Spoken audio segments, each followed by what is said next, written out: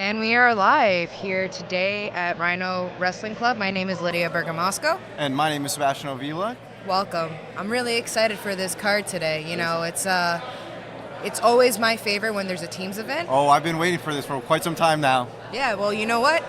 Something very special, too. We have our first ever inaugural kids match. Which I'm very excited for. I know you're fond of the kids with the kids program. You're one of the coaches, correct? Yes, absolutely.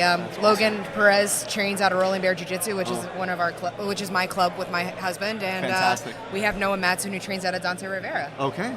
Another match that I'm actually really excited to see is the Andrew Kochel title fight, and also the women's match today, Nicole Matthew against Shannon McGarrett. All great matches leading up. And Andrew Kochel, I've trained with him quite a few times, and I got to say, he is an absolute beast. So I'm very looking forward to watching him compete live here. If I'm not mistaken, Andrew's actually undefeated inside the circle. He's undefeated? Yeah, he's already a double belt holder. And then today, I think he's trying for belt number 3. Oh, I believe it. Well, best of luck to Andrew in this new accomplishment. So, other than that, right, we have our amateur duel and we also have our pro duels, right? So the rules are a little bit different, but once things get kicked up a little bit here at HCS, we're going to see exactly what the rule set is here. Okay.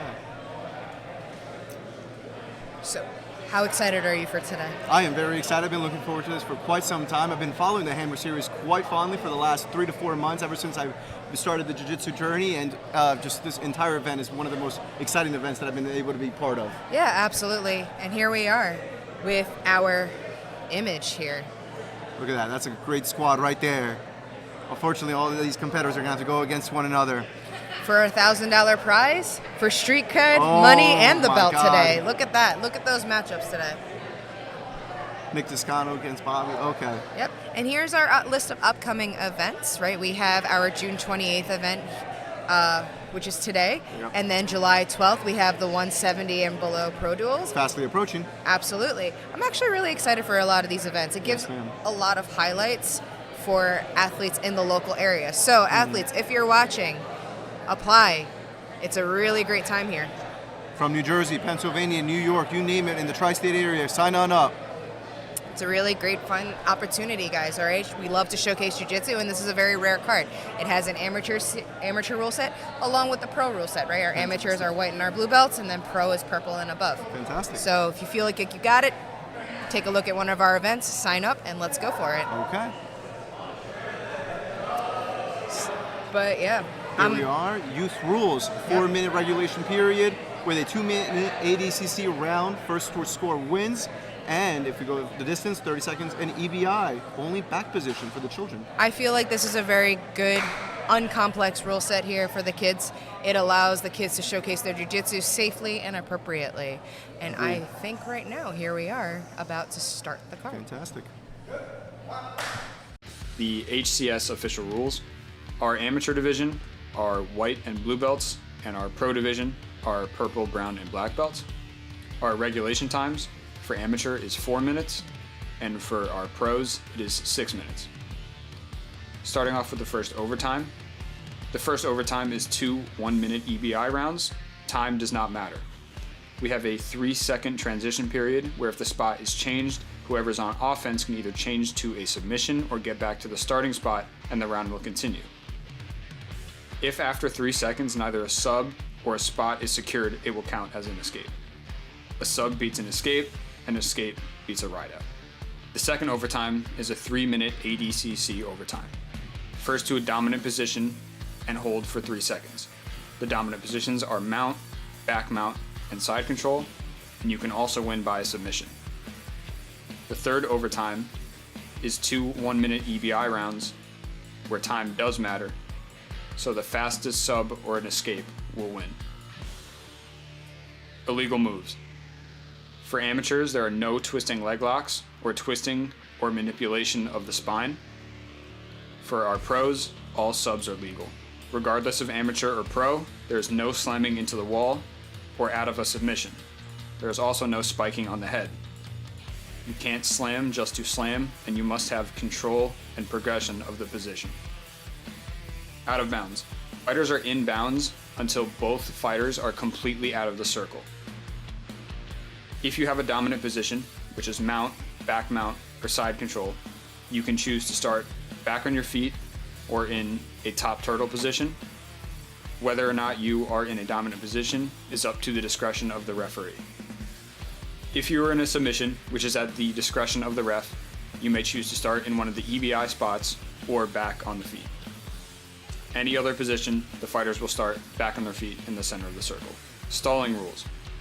If you pull guard, you have 3 seconds to engage, and if you do not engage, you'll be hit with a stall call. If you flee the circle, this will also be a stall call. If you are in a position and you are not advancing and you are just holding position, this can also be counted as a stall call. The first stall is a warning. The second stall, the opponent will get choice of top or bottom turtle. And the third stall, you will be disqualified. These stalls carry throughout the entire duration of the match.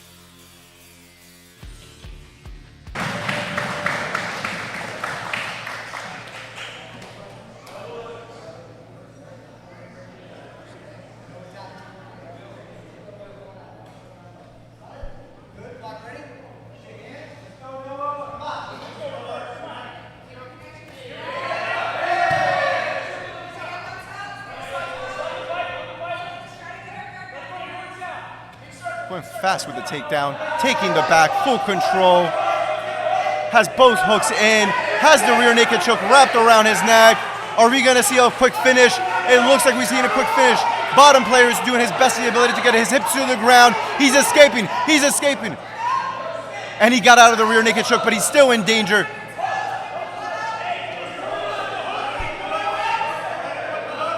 The young lad trying to approach his hooks once more and establish back control. He takes back control, getting the rear naked choke, having some difficulty to get under the chin. Our young man escapes, goes a full wrap. Now we are in a scramble. What a great performance from both these competitors. What a dominant performance.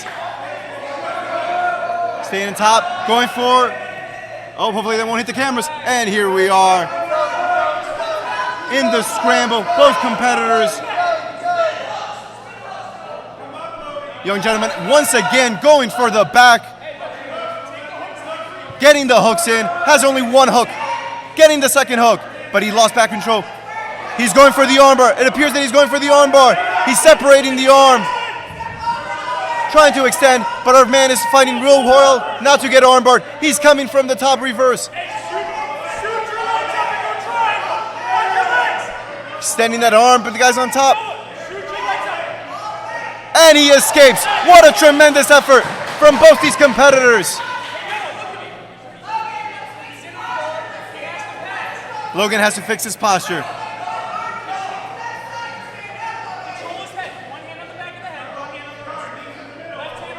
It seems like we're now in a nice controlled environment after all the chaos, after all the scrambles. We're here in a nice close guard.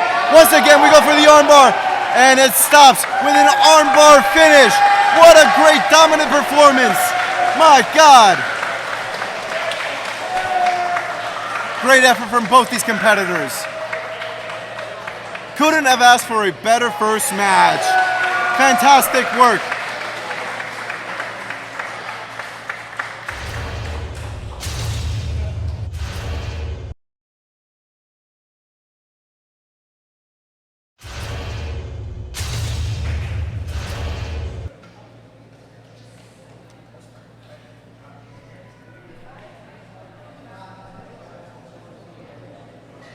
I don't know if you can hear me. I was trying to do this like a soccer match. How we do, bud? Good? All right.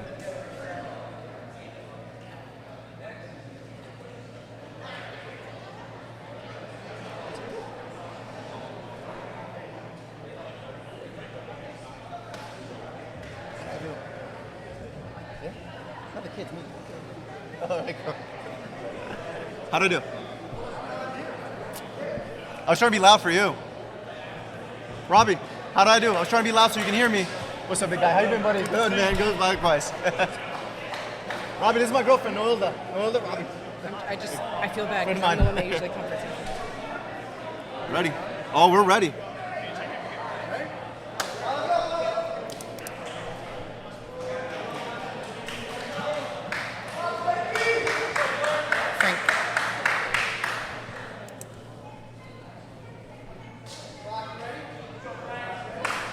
All right, here we have Frank Giammarino against Herman Ponce. Fantastic matchup at 155 blue belt. So remember, folks, we have the amateur rule set here. No twisting footlocks. Everything else is legal. We want to, and they're allowed to reap in this particular rule set.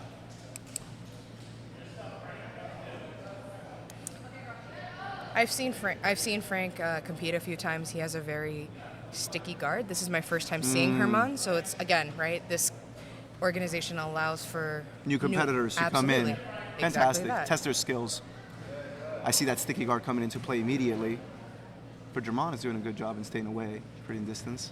Yeah, he's trying to disconnect that connection here, right? And he's doing the right thing when it comes to a knee shield, whether it's a shallow knee shield or whether it's a higher knee shield, right? You want to make sure that...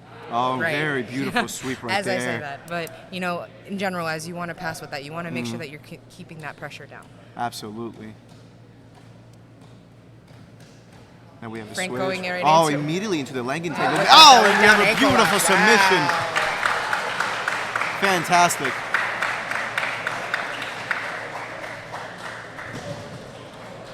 What a beautiful win by Frank Germano.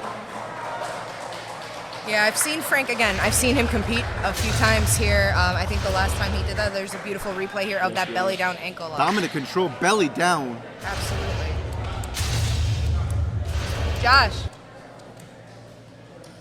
Josh.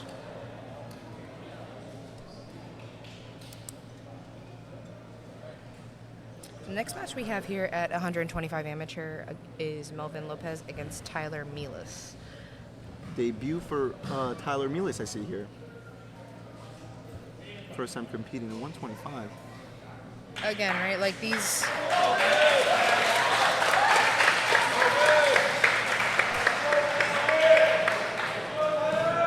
Tyler in the all red, Melvin in the all white. Fantastic. Right into the guard pull here Immediate with Tyler. action here. Yep. Trying to isolate that arm. You know what's really fun about watching these like smaller guys compete is that they Quicker. not only that they're very flexible. They have a very good flexible guard here, Absolutely. and you can just tell it's just chaining attack after attack. But Melvin's Feels not like fireworks watching absolutely jiu-jitsu here. right. But Melvin's actually doing a really good job defending the triangle. He's Yes, he very is. much self-aware at the fact that the legs are not figure four, and there's He's trying to as stack, I put say that that, knee here we down. go. It's okay. Trying to get that knee to the ground. As they're here, That's a beautiful triangle though right now. I think they were going in for a triangle armbar here. Trying to isolate that arm perhaps. Right, Melvin doing a really good control. Oh my lord! Hey, listen, Melvin's doing a very good control, Beautiful. good opportunity to try to control Yes, the he is, posture, trying to try stack. positioning here. And we have Tyler. Oh, what a beautiful escape. Yeah. Great valiant effort. Wow, that was excellent. And we have Tyler here, just chaining attack after attack after attack, really taking Non-stop advantage of the fact action. that he's very sticky here. Melvin's corner calling for a smash pass, right? So he's doing a good job of controlling the legs. Yes. Just a little critique would just be to get off those knees when we're working a smash pass Right. here. And Put we're a little bit more pressure. Exactly, right? But he's doing a good job. He just has to be really careful. Tyler's doing a really good job of just chaining upper body attacks. Whether Does it's he have a guillotine? Is that what I see right there? it could be a guillotine, but I think he's just using it as bait into an Ooh, anaconda. anaconda. But We haven't again, seen those lately. But again, Melvin doing just a good job, just eating all these submissions here. We're just about the halfway mark. We're at the 2-minute mark here right now, and it's been very spicy. It's been the last nothing but three fireworks. matches have been just very, very spicy here. Tyler reversing the position with that sweep, and now he's working his positions A to little bit do more a knee cut. controlled here, a little bit more slower pace. And now we can kind of see a little bit of Melvin's guard here. He's just utilizing kind of like a shoulder crunch Trying to to try get to to that keep. full mount. Oh, he got the full mount. Yeah. Tyler just trying to stay in control, right? You know, that's the best way to break your opponent, right? Is just to kind of chain attack, Correct. and then take it easy at the halfway mark. But again, Melvin just non-contesting in He's that not sense. complicit where right here. He's just fighting his absolutely not. best. He's absolutely showing Both it, competitors. showcasing some resilience here. Tyler with the arm trapped of Lopez. 60-second Choking him with the countdown right here. hand. Could this be our first match to go? He has a beautiful body triangle. He has a good body triangle, but he also had that arm trap of Lopez, right? And now he's kind of setting himself up for additional top positioning here. Staying nice and heavy, good pressure. You're setting up an armbar? Oh, I'm very familiar with the armbar. Look at that beautiful armbar setup. Lopez just doing a good job. Oh, we're doing He's doing the basketball dribble. The earthquake armbar. If you've ever been in the receiving end, that is atrocious. But again, right, just resilient, consistent defense after. Oh, they have to be careful. There we are. Good for That's beautiful. Fantastic defense. Wow. Escaped a chain, a plethora of attacks. My God. Look at these two competitors. 20 seconds. Again, this is the beautiful aspect of jiu-jitsu in this particular card here, right? We have amateurs coming in and just displaying just what they can do in and out of the training room here. Pure grit, resilience, here we fantastic. Go.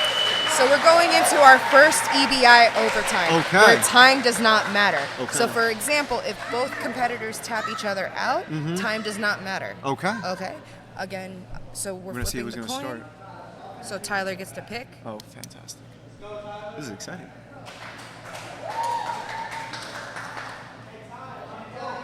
Tyler opting for the back attack. Seemed like he was doing a very good job in the regular regulation at that time, so it makes sense for him to go back to this. Right, but remember, if Melvin escapes, it's good to go. It's good to go. And if Melvin finds a way to submit Tyler, then Melvin could actually take the match with the submission here. Okay. But if Melvin rides us out, and Melvin rides us out, and then he's able to submit Tyler in the EBI overtime, he could take the match. Makes sense. But we're looking at really good control here with that body triangle across the waist. And he's just trying to isolate that arm. Trying to get that choking hand right under the chin, having some difficulties. So Tyler doing a really good job of maintaining that back control, of just switching the body lock back and forth. Yeah, beautiful escape. 2, 3, and that was just an escape.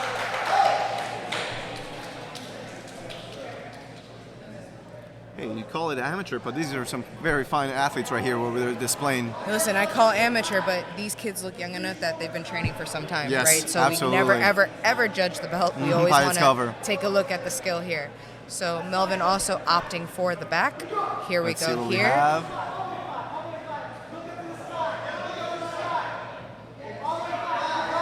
Tyler's doing it.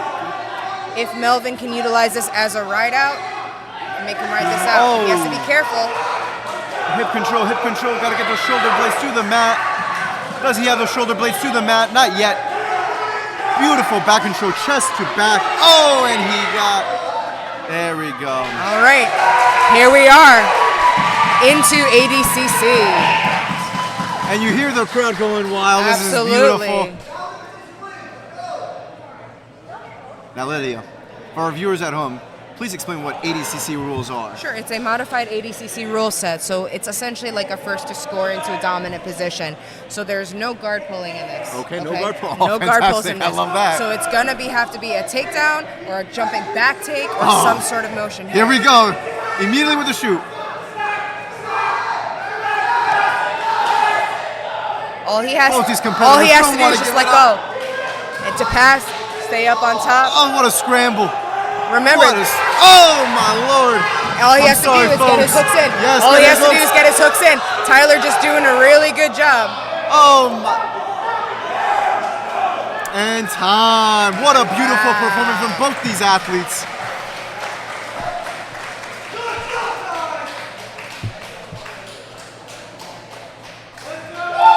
My God, beautiful performance.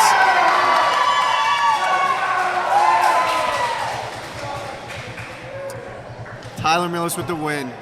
Fantastic. Actually, I think I've seen Tyler compete before in the ADCC, not ADCC, sorry, in the Jiu Jitsu Worldly Grounds. He actually did compete against one of my students. Oh, really? Okay. So that's why I noticed that game. I'm like, that looks very familiar. But again, right, viewers, so we have our first EBI rule set and then into the ADCC. But, non-stop, we got Phil Vorbach in the green in the Who is- Tom DeBlas, 2-0.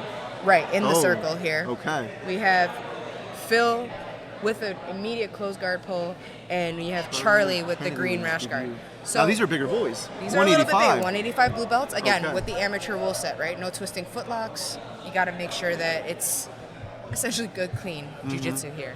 But Phil doing a good job, just kind of like holding, but he has to be very careful because if the referee decides to call a stalling point, then they're going to have to reset into a different type of positioning. Okay. You can see the big difference when you go into the heavier weights. It's a little bit more slower pace, a little bit more controlled, It's a little bit more precise, a little bit more absolutely. precise.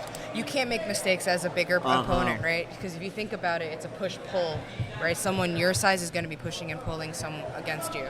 But Right. Charlie doing a really good job of just kind of stacking over the head, right? Like, this is an optimal closed guard passing position here. But again, Phil has those long legs. Wrapped around. Sorry, we just had an interruption of a small It's child totally running. fine. I was also watching. But he does have those legs wrapped around him, making it very difficult, especially with those long limbs. It makes it incredibly difficult to pass and break those locks. Absolutely, but the thing is this, Charlie's being absolutely patient here. Kennedy is doing a really good job of just maintaining patience and trying to be positionally controlled in that sense, where he has his hands in the armpits, he's doing the right thing here, but he also, took his hands out the armpit. Both of them are very calm and poised right now.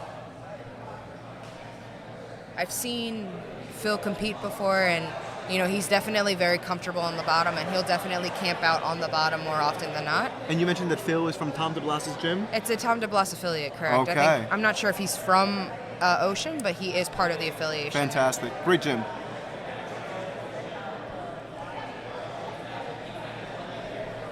So as we're watching this match here, right, we can just kind of see, I think Phil's trying to hunt some sort of shoulder lock here, right? He's doing Trying a to 2-on-1. isolate that arm with Right. both his arms. He's doing that 2-on-1 control here, and that could be a Barada Plata setup, but it's But a kind of guy on hard. top is very difficult, very strong individual. Well, it's also hot in Rhino Wrestling Club today, guys. So that sweat and that grit right now, it's kind of hard to kind of keep control. So he's still maintaining that 2-on-1 control, that focus here. Very patient game. Kennedy has to be very careful of just not exposing limbs. If he does expose a limb, then he'll have an opportunity to kind of get attacked here. And for the viewers at home, I can definitely confirm it is very hot in here at Rhino Club right now. Kennedy's corner calling in for a stand-up to posture here. Still going for that. I believe that is the right arm he's trying to isolate Yeah, by doing a 2-on-1. I think Phil has some sort of a game plan from bottom closed, which, everybody has their own little game plan, but we also have to be a little bit more active when we're on the bottom, especially in the rule set that's vivacious and explosive as this. Where it favors the top guy. No, it not necessarily, right? Like, I can see the strategy behind Phil of keeping his energy low in the event they have to go into like the later rounds for overtime, right? Here at Hammer Challenge, there is no draw, there is no decision. Oh, so there has to be a winner. You have to win. You have to submit to win. We are at the 10-second mark here. Going Charlie, out a little bit out of bounds. Kennedy has to be very careful of being not called of pushing the person out. All right. 20 minutes time. EBI overtime.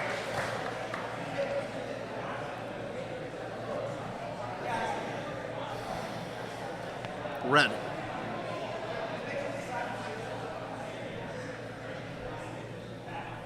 So Phil won the coin toss, but he opted to defend first rather than attack. Interesting strategy. Well, it's a really good strategy, especially if you feel like that person, especially if you feel like you can escape or ride out the position.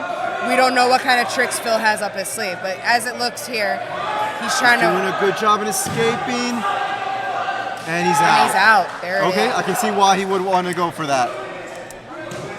And it also puts a lot of pressure on the other competitor as well. Like, hey, Right. I got out, now you either have to get out or ride this out. As quickly. Exactly. If not faster. And if we're being honest, that was very quickly, to be honest, to escape. How fast he got out. So this first EBI overtime does not time does not matter here. Time does not matter. Okay. But notice how Phil has his head under Kennedy's head here, right? Vorbach has his head under. Ear, right. pierced. But this allows it's a preventative measure to stop the guy from utilizing the weak side to put the shoulders down onto the weak side here. Absolutely. So Kennedy needs Dominant to get out. control here with absolutely, absolutely. So he's just taking his time. But remember, folks, as long as the chest is connected to the back, it's live play. His butt can be out, his one hook in, one hook out, but as long as that chest is to the back, it's fair play. And it does appear that it is glued right now.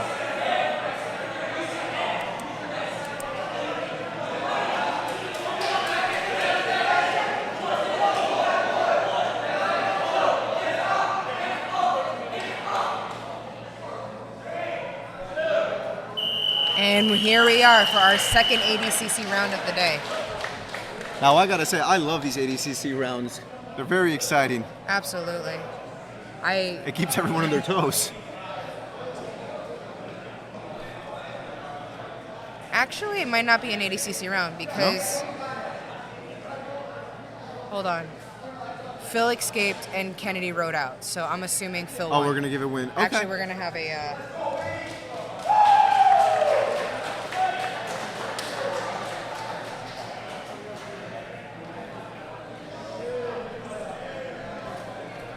All right, coming up next, we have Rob Musicio versus Abdul Saeed.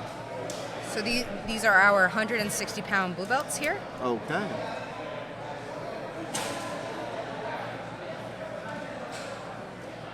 Again, amateur rule set. Both coming in hot, ready to scramble right off the bat. Immediate, beautiful takedown. Abdul, Rob, this looks like Rob's debut, Musicio's debut in the circle, and Saeed has been in here before with 4 matches with a record of 2-2. But immediately going right into a half guard position here. Trying to wrap his arm around his neck, right off the gate. Kind of hard while I understand the tactic of it, it allows you to pass the guard, right? So you're not necessarily hunting the sub at this point, you're actually looking for control. But these are really quick matches. These are only 4-minute matches. Having top turtle right now. Our guy in the bottom trying his best to stand up, making it very difficult. Oh, beautiful reversal. Beautiful scramble, my God. Saeed really opting for that knee shield half guard position. Yes. Maybe he has a trick up his sleeve over here. It does appear that he has one hook tied in there for that. Oh, are we going to see a Darce? What do you say, Lydia? It's more of it looks like a north-south attempt here. North-south. Going to Darce. He just goes back and forth with the submission, just readjusting. It's kind of hard to kind of stay on the bottom for this. Right.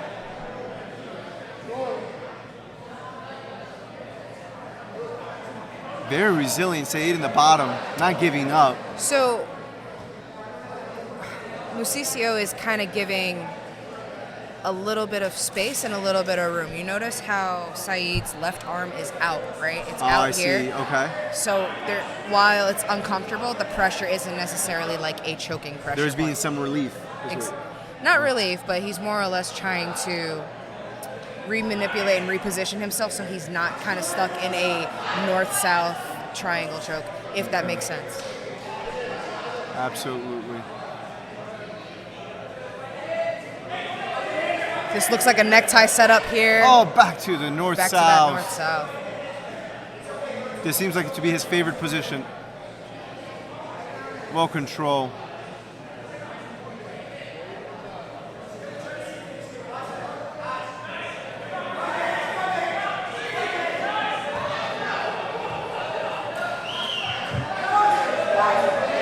Oh, here we go with a leg lock attack here. A belly down ankle lock. He's trying to get that to bite. Isolate that leg. Right, but it's kind of hard. Rob's doing a good thing of just posting that right leg and keeping that leg flat for that attack.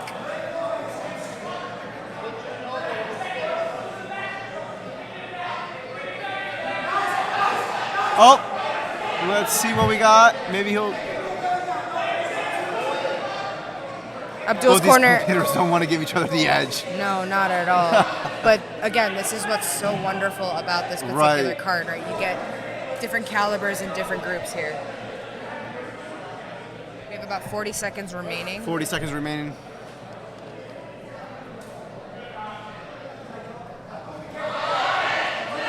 Going for a beautiful attempt at a guillotine, but lost the grip. Again, right? It's hot. It's slippery. He's shirtless. Things are gonna slip out here. Slips out. Maybe not going shirtless wasn't the best choice for this in these conditions. Oh, that was a good call. That was a good call on Saeed. You can't do twisting footlocks here. Oh my God. And now we are in our EBI overtime. Fantastic.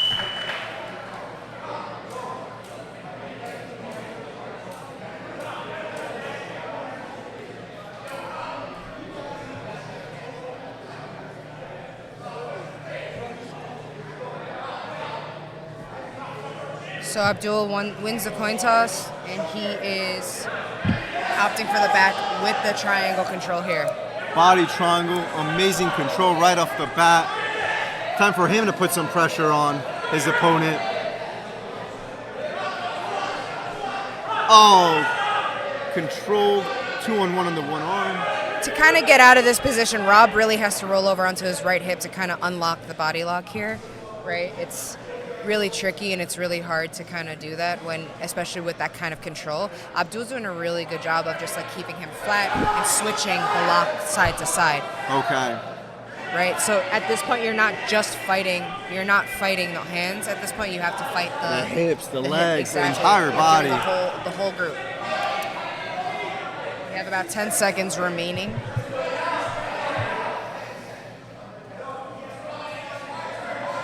About 5 seconds remaining in this. Short on time. Beautiful control all around.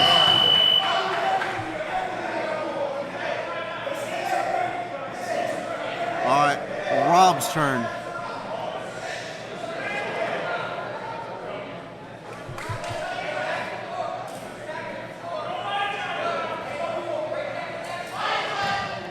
Oh, Rob immediately going with a seatbelt grip, trying to get his hooks. I'm so entertained by this. It's just how they move, how they explode. Now, if they both get right out, it's ADCC rounds right off the get. But Abdul's doing a really good job of keeping his body posture low. And he just scrambles him out of there. My God, good for Saeed.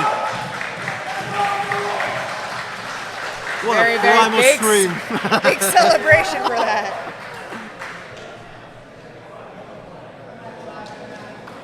Beautiful work by Abdul Saeed.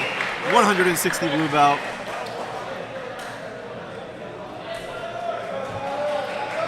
Oh, we have a whale coming up. We have our Breakfast Club coming up. Sorry, I have great love for the heavyweights. My husband is an ultra heavyweight. I love big man jiu-jitsu. It's definitely one of my favorites. Powerhouse jiu-jitsu. I love big man jiu-jitsu. Now, I've actually rolled with Will, and so I personally know that what he brings to the table. He's new to the competition scene. He's fantastic. I'm very excited to see what's going to happen here.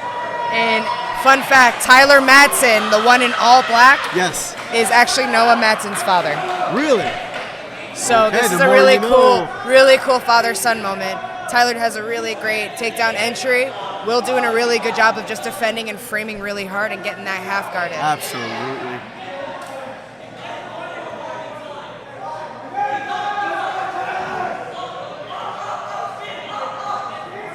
Was doing a fantastic job in defending. But Tyler resilient. Oh, we might have Will on top. Very good. The beautiful aspect of a lot of heavyweight jiu-jitsu is that some of them are just really mobile guys, right? Like as we're seeing here, right? And they come in all sizes and variety, right? Absolutely. So what's really impressive right now is the fact that Will's scrambling ability is absolutely top tier. He's not giving up. He's moving. Not at all. He's keeping the pace. Absolutely.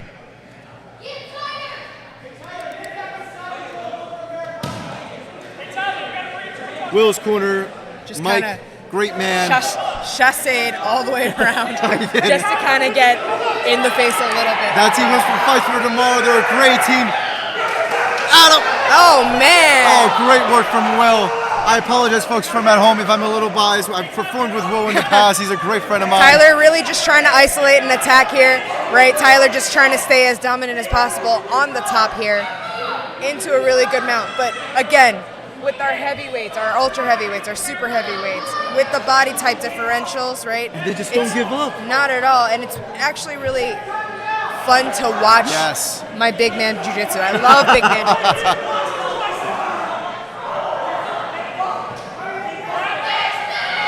We're about 2 minutes out, 2 minutes halfway. Looks like Tyler's trying to isolate into the submission. We got a submission victory by Tyler. Beautiful performance by both competitors. It's not easy being out there. That was a beautiful head and arm attempt from Mount. Great control.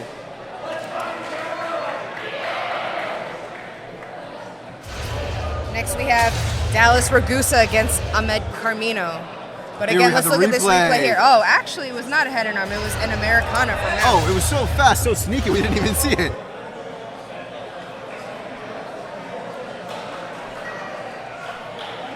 All right, we're moving on. We have both experienced competitors here in the circle. With at least 3 victories each. Ahmed looks like he is undefeated here.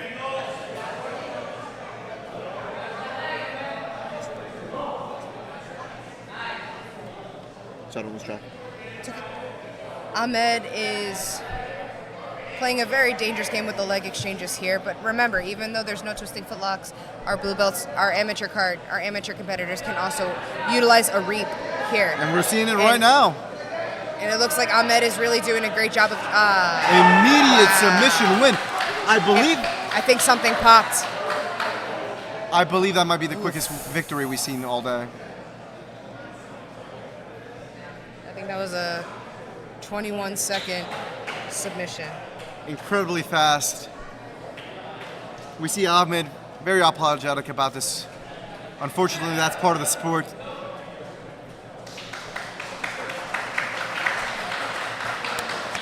Good sportsmanship, good sportsmanship. Good sportsmanship, especially after all that. Love to see this. This is what the sport's all about. Oof. It just went crack, crack. Yeah. He's just like really... He's upset about it, but he shouldn't be upset. Unfortunately, that's just business, I guess. Could have been a good pop. Now we have Justin Blackmore against Saeed Rizwan. Moving on to 135, and immediately we're going into the action. Drops immediately for a pull guard. Trying to get a good De La Hiva. Is he boloing right now? Is that what I see right now? Absolutely. Oh Again, in these like smaller weight classes, you're gonna see a lot more bendy guys, a lot more flexible guys going at it. Samit's brand new here into the circle with our veteran Justin Blackmore. Samit in the all black on the bottom, going in for a Barada Plata, some sort of armbar, choi bar setup here. I don't know what's going on, but this is where Jiu-Jitsu gets too advanced for me. I'm gonna be honest. So Barada Plata, this looks like a Barada Plata setup here. At the minute he figure fours against that arm, that's a really intensive shoulder lock. Samit doing a really good job of just keeping that control with the shoulder right there. With that figure four. And having his legs involved as well.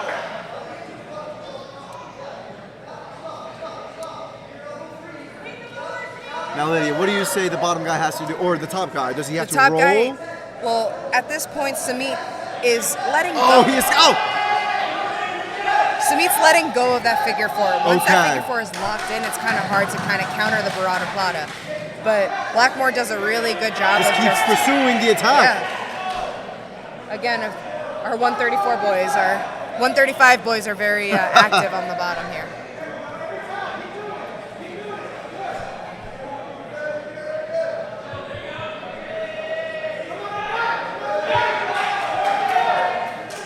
The flexibility and the dexterity of these guys. Super impressive here. And just the pure endurance. Now I can't see from here, but does he have his arm wrapped around his neck? Nah, he has his left arm wrapped around the neck, and all he has to do is fit in the other one for the choke. Oh, there he is. I believe he might have it, but he's doing such a beautiful job and just not in surviving. Blackmore is just doing a good job of just consistently moving here, trying to control Oh, the we got top, the and we got the submission tap. win. Rear naked choke with a beautiful body triangle. My God, I love jiu-jitsu.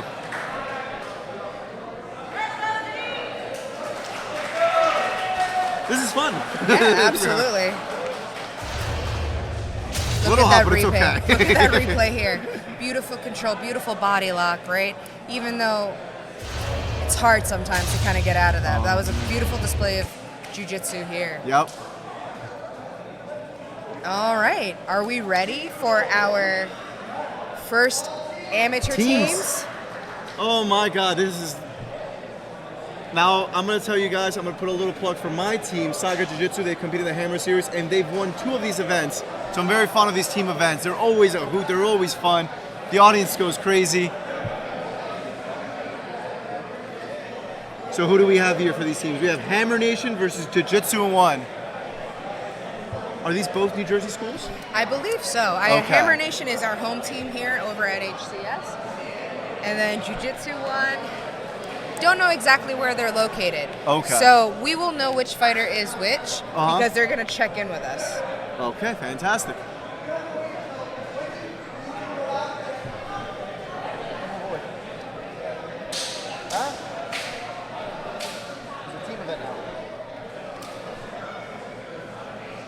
Hi, what team and name? Jiu Jitsu One, Eric Howe. Eric, what? Howe. How? Yep, H-O-W.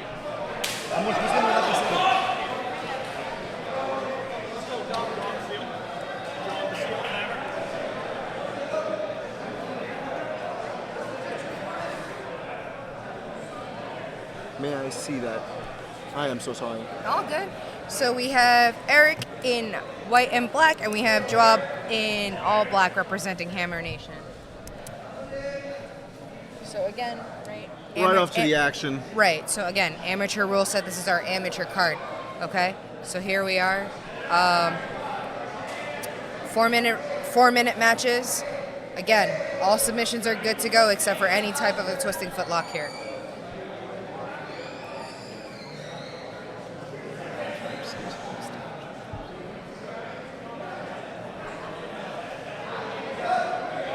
Ooh, Joab going in for a single here. These Hammer guys are tough competitors. I've seen them compete time and time again. They always come for the kill right off the bat. Listen, Josh, while a really great event coordinator, is also a very fantastic jiu-jitsu coach, and he also is a great wrestling coach.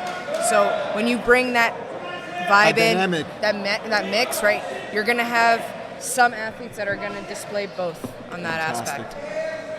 Eric has good control right now, trying to stay dominant on the top part. Did top we lose aspect. a mouthpiece? We might have. Gross. Sorry, guys. Trying to isolate that arm. Going back to the back. Eric is doing a really good job of just staying on top, right? He has kind of like a unintentional window wiper pin on the right side, but Joab's doing a really good job of just trying to maintain control of that leg.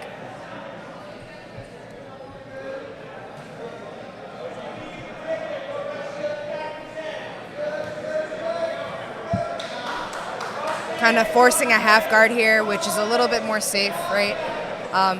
Once we kind of isolate the lower and upper body, we're either going to pass or work an attack here. Eric doing a really good job of just staying patient, staying in control. Joab, again, trying to dive in. It seems there's some sort of transitional movement here. Turn over. He does have that hand fastly trapped in his chin, moving over to a quick armbar position. Oh, and we might see an armbar. Dominant control. We have the win for Eric Howe out of Jiu Jitsu One. Fantastic. All right.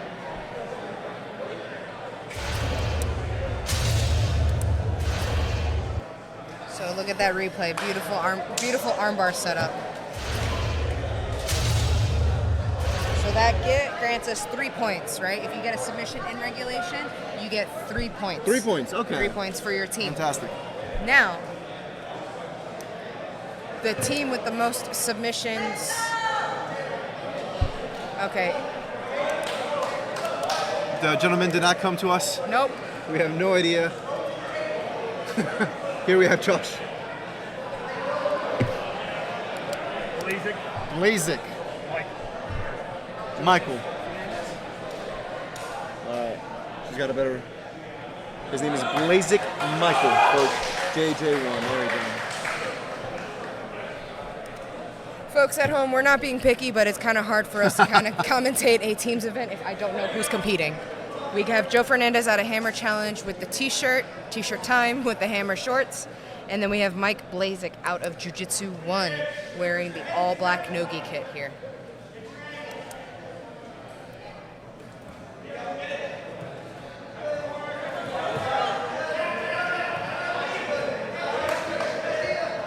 Good control, going for the takedown, trying to get side control.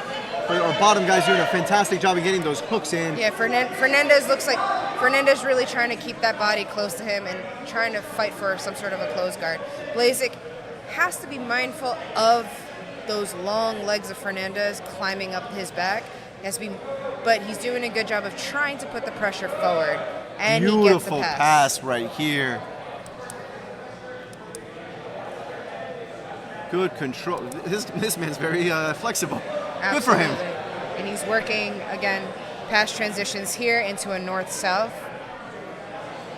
We're seeing not a lot of little back and forwards, but yet again, he always comes back to get that top control. Right, but Fernandez is also doing a good job of defending the north-south, right? Like the trick about that is to look into the rib cage of the guy that's choking you, right? So if you don't, you're kind of separating the head in for that.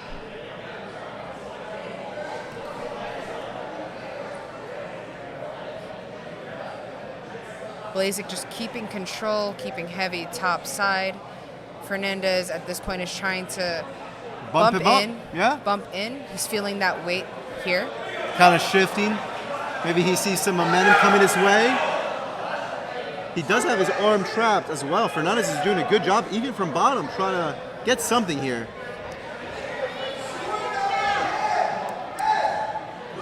Fernandez really working those frames to just kind of try to take the pressure off here. Kind of curious to see where he's going to go with this. Blazik just kind of staying on top. A little over halfway to go.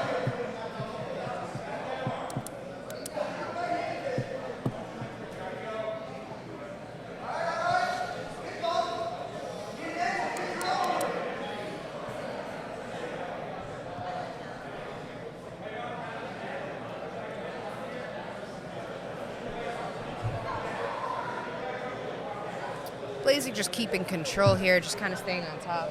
We're a little bit over halfway of the match here, right? Now, Lydia, remind me, how long are these matches? So the amateur matches are 4 minutes. 4 minutes, okay.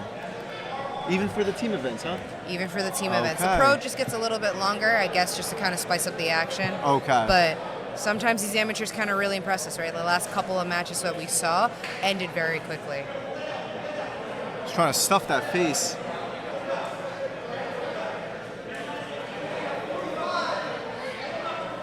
Michael's doing a very good job, still in top control. Fernandez trying to bump, but Michael's just not making it any easier for him.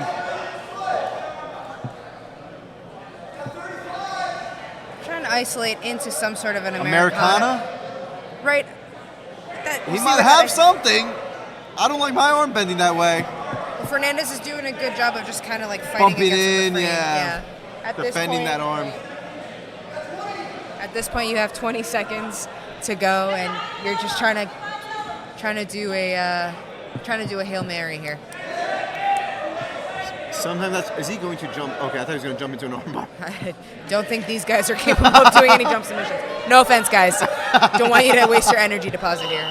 And time. Okay.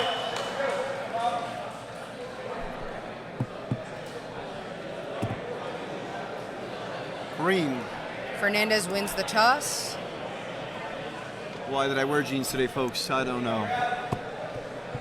Learned my lesson last week. Fernandez opts for back control here. Immediately utilizing those long legs for a body lock. Good top control for the back. I can't see whether he has it under his chin, but it appears that he does. And he taps.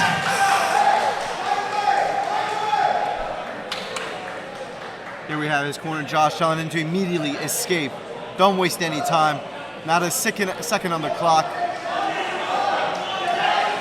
All Joe has to do is all Joe has to do is just escape. And let's see. Immediately turns into his left side, trying to get that left hip to the ground, but making it very difficult. Michaels also has a very good rear naked choke ability right here. It's locked in. It's kind of hard to see. It's hard to see. But Fernandez is kind of riding out his hip over that far side hook. And we might have an escape. His hips and shoulders. 1, 2, 3. And time. Calling it. Josh.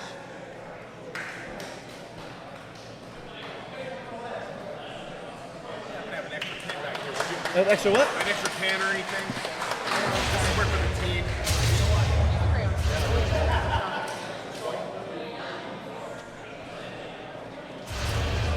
All right, guys. So As we saw in the replay, quick escape. Sorry?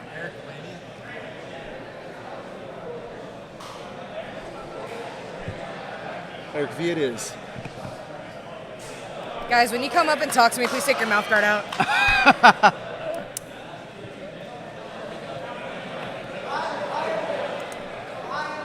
Ryan something. We have Ryan. And immediately goes into a beautiful takedown, but has a good control, not letting him pass immediately. Both these folks came to a fight. Ryan immediately into a half guard here. Eric just utilizing some sort of pressure Arm control control? here. Not I don't even yet. see. Actually, hard no, to- it is locked in. So It is locked in? Fantastic. It is locked in. I am very fond of this move myself. I like to utilize the arm triangles to pass when I'm stuck in someone's Yep. half guard. But Ryan doing a good job of just trying to get into a deeper half guard here. But Eric just hunting that head and arm. Eric is Jiu Jitsu.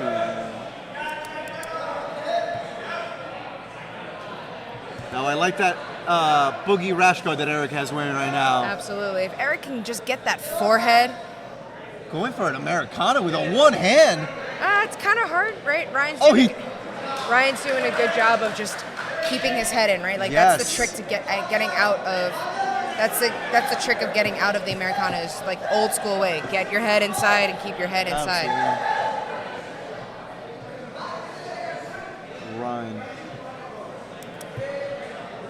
They gotta be careful of coming out of bounds. Kind of joining us here at the table. Well, remember, right? As long as they keep like a toe Within inside, the lines, they'll be still- solid. And toes are out. And there it is. They're going to reset them in the middle standing. Neither of them had a dominant position, so it's considered Back to a a neutral reset. position. Yep, Okay. Standing.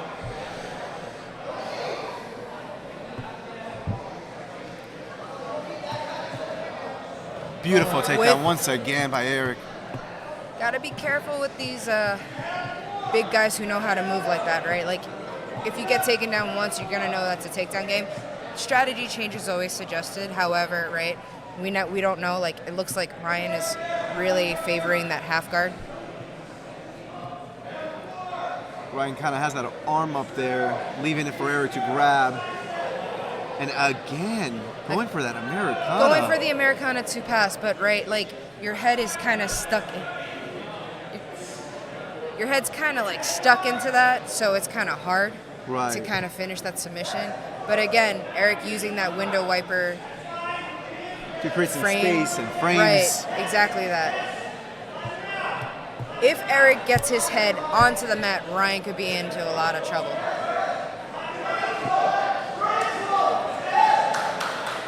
But Ryan doing a really good job of just trying to frame against it. Oh, we have a submission win.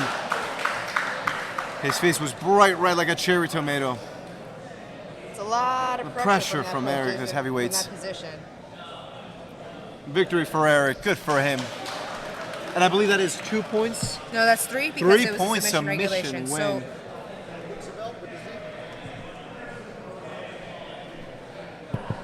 You're going in as Luxie.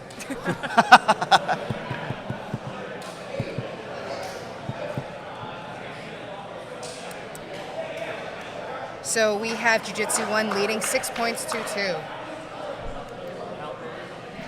You got to take your mouth guard, man. Al?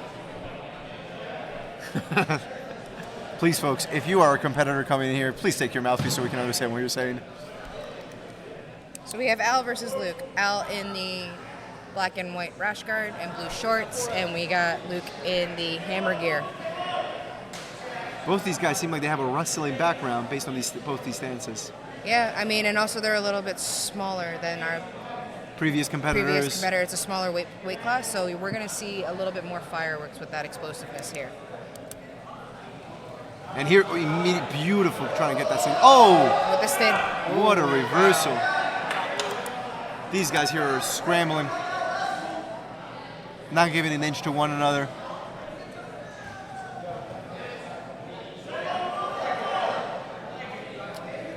Luke has that inside control with the left hand, trying to keep his hand on the inside here, right? And that's a really great way to kind of nullify a heavy collar tie in the aspect of, right, as I'm trying to force an inside space here, I'm dominating the control. Eventually that will give me some sort of standing up positional dominance. Absolutely. Oh my God. Don't come to the announcer tables, folks.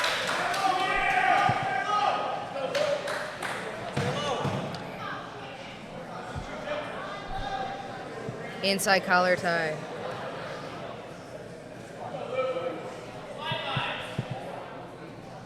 Hammer corner calling for slide by, so I'm assuming this is something that they've drilled before. In these submission-only matches, right, I always recommend to competitors try to pull guard first. Okay. And the reason is that, right, if I'm standing for 3 out of 4 minutes, That's a lot of energy. It's a lot of energy that you can essentially like burn out, and that's going to be detrimental to the later overtime rule set if needed. And eventually, this is jiu-jitsu after all, so we are trying to go to the ground.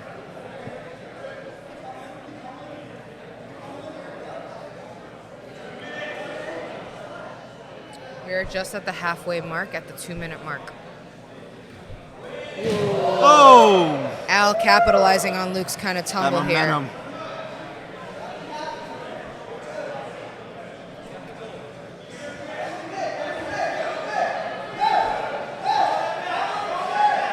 Al doing a good. So we have Luke on the bottom here with some sort of a butterfly hook on right the left between side. The legs, yeah. And he's doing a good job of trying to frame. Al's just putting an immense amount of pressure, and again, right, trapping the head and arm here, allowing I believe for. he's trying to get a second hook in there, trying to create the space, another frame. It's kind of an inverted K guard here, folks. But again, Al has that head and arm kind of trapped Top in. pressure, yeah. But kind of curious to see what he's going to utilize that K for. Oh, stepping right in.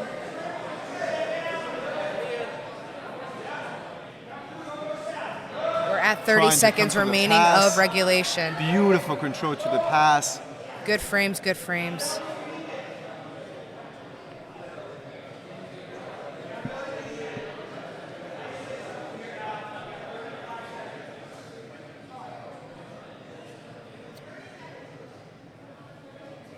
Luke just kind of keeping that frame in there, and that's really smart. Al just kind of camping a little bit into that position as the 20-second marker counts down. Time is fastly approaching. It may appear that we're going to go to the overtime. Looks that way. Oh. And they get out. Going for a Hail Mary armbar.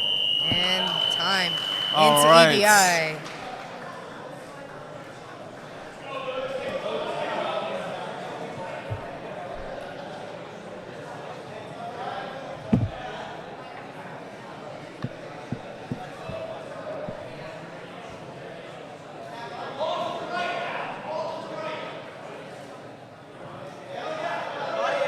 Right into a body triangle with a strong connection to the top part of the body. Trying to get with that body triangle, trying to get a hook in there as well.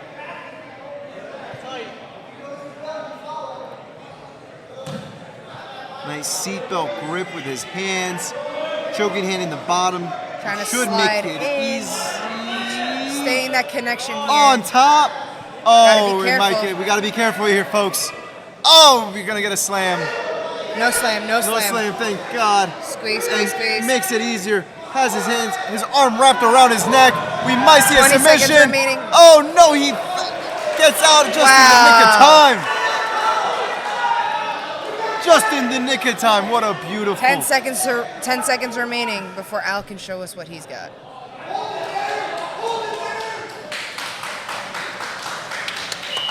And that's a ride out. Beautiful performance. Both these competitors. Why is it so hot in here? There's too many people in here.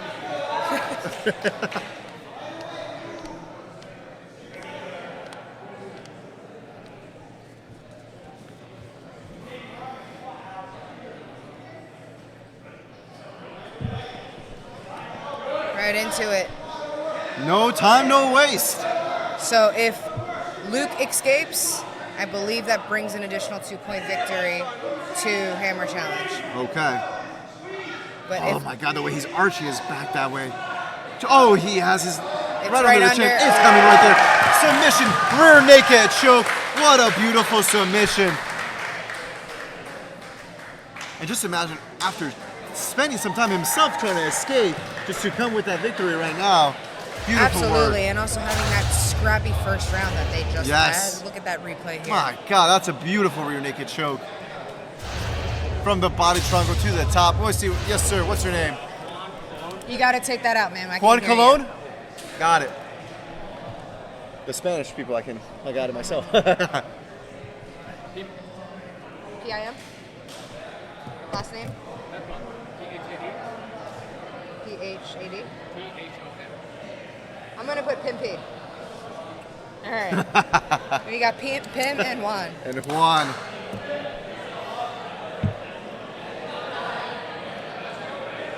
All right. Juan Colon immediately sitting down. Right Trying to do into a an beautiful inverted reversal. guard. Trying to trap the leg in here, potentially for a knee bar here. And it appears that he may have his leg. Knee line control almost there. Pim has to be really careful. Here, he's doing a good job of keeping the leg figure Trying to forward get with that the knee bar. extension. Oh my God. Not there. Oh God. It hurts just watching, folks. What happened? I think something popped. Something popped. Time. Oh no. Folks, I think. I'm just as confused as you are at home. I mean, the knee I'm not popped. entirely sure So, what is no, going what on. happened was he got Juan got a Juan got a leg lock, knee popped, and he kind of let go. But Which is a very valid concern, but he seems like he still wants to compete. What do you think, stand him Lydia? back up. I think they're gonna stand him back up. Standing back. Oh boy, these boys are crazy. All right, we continue All right, the here we action. go. I mean, I'm not gonna lie to you. I did have my thumb pop out of socket in one of these matches, and I had to continue the match. So I completely understand. You guys are much braver souls than I am. As soon as something pops, I'm out. Congratulations, my guy. Oh, here we go. Is that a triangle? That's a Bottom bottom-sided reverse triangle? triangle. Juan did not come to play.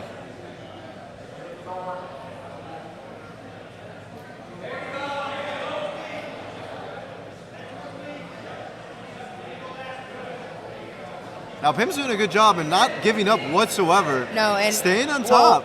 Pim also pivoted himself into a complete north-south. So with Yes. the legs over the head and also the transitioning over, it's going to be a harder time for Juan to finish the triangle here.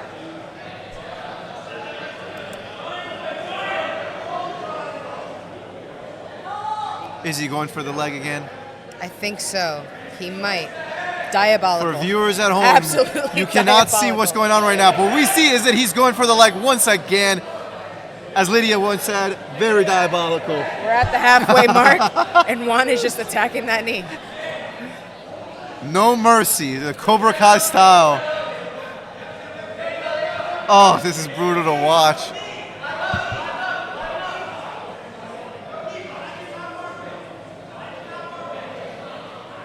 Going for that weak leg. Oh, there he's got that tap. Beautiful performance from both these competitors, one with a dominant victory. We got 3, 5, 8. Jiu Jitsu One with 8 How are we points. looking, Lydia? What's the score thus far? We got Jiu Jitsu One with 8 points and Hammer Nation with Look at that 2. slow repeat. That's brutal for that knee bar. Looks like we're done with our first team's event. What a successful round of events. Again. Look at the sportsmanship. Listen, I have to give credit where credit is due, right? These Absolutely. white and blue belts coming in here, showcasing their jiu-jitsu, you know, it's absolutely No time great. to play, came Hold here on, straight to fight. Let me just call Josh over here really quick. Of course. Can you do me a favor?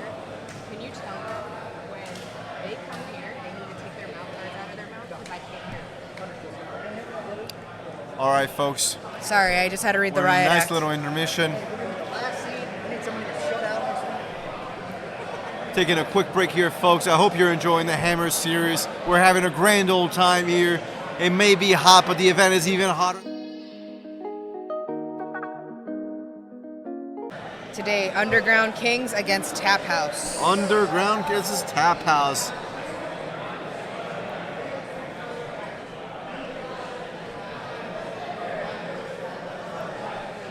Now, I'm very familiar with the Taphouse competitors. My team has competed with them. They always come to fight. Phenomenal performers. I believe Always both here the to scrap. coaches. Yes. But as a matter of fact, Underground Kings, I see in that side we have Coach Eric, NPR's leading coach. Oh, this is going to be a scrap, just based on both these teams. Taphouse? What team? Sean, what? DJ? And who's that? Sean Rutt, Taphouse. All right, folks, we're going back. We're starting soon. The heavyweight action begins with our next team duels event.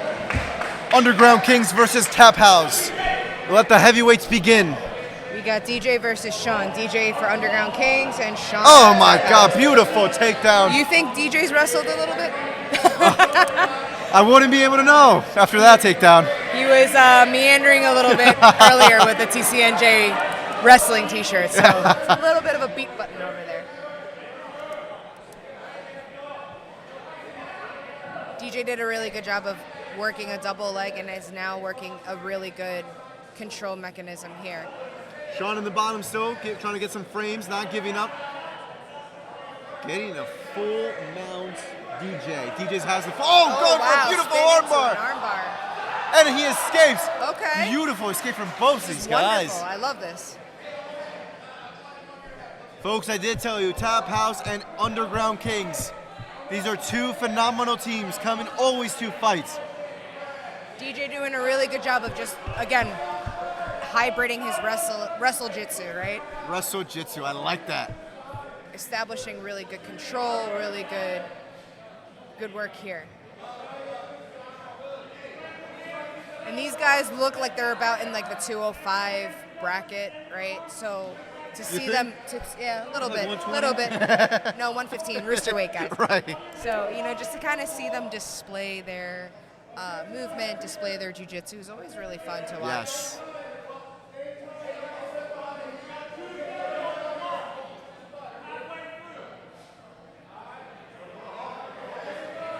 Beautiful control on the lower Both body. hands right under that hip, controlling it very well. Trying to get one hand in the shoulder, one hand in the hip. Believe it or not, 2 minutes have flown by already. Wow. So already at the halfway mark. That's what happens when you're having nothing but action-packed matches. Time flies. The entire team giving DJ some pointers on how to actually coach and how to really continuously take dominant position over his opponent. But Sean doing a good job of just like nullifying hooks, staying on all fours here. It must be really difficult to have that kind of wrestle pressure on top of you, right? Like, I've experienced this before. Yeah. But Sean's just doing a good job of surviving, and I think... Is he trying to isolate? I think there's some sort of Kimura in play Yes, here. I believe he's trying to isolate that arm. From a reverse Kimura to the back, what is this?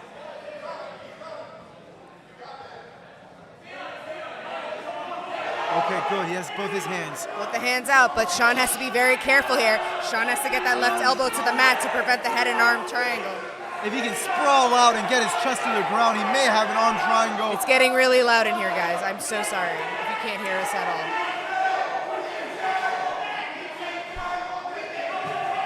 Folks at home, please don't mind the noise. It's just the environment. We have a submission victory. DJ with a beautiful arm triangle.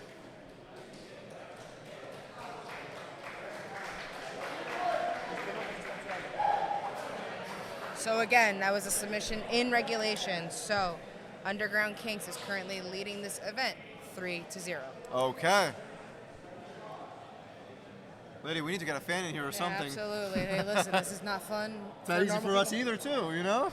Sir, I am 6 months pregnant. I am not doing well. Thanks, man. You all right? I'm dying, but it's okay. Hello. Oh, wow. Oh, I thought you said, oh, well. That's why you got the face. What a phenomenal event we have here. All right, who do we have coming up next? We don't know. They have to come here.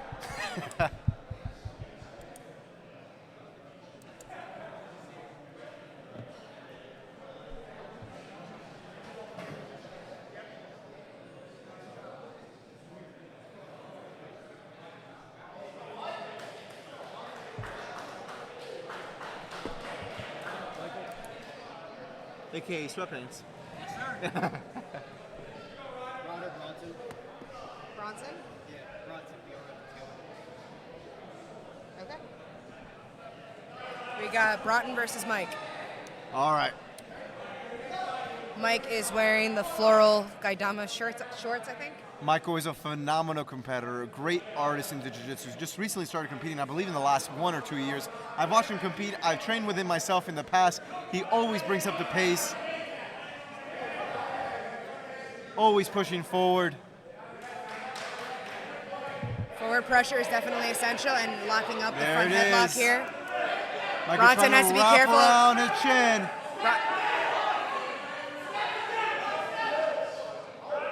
Please do not sit back on the knee.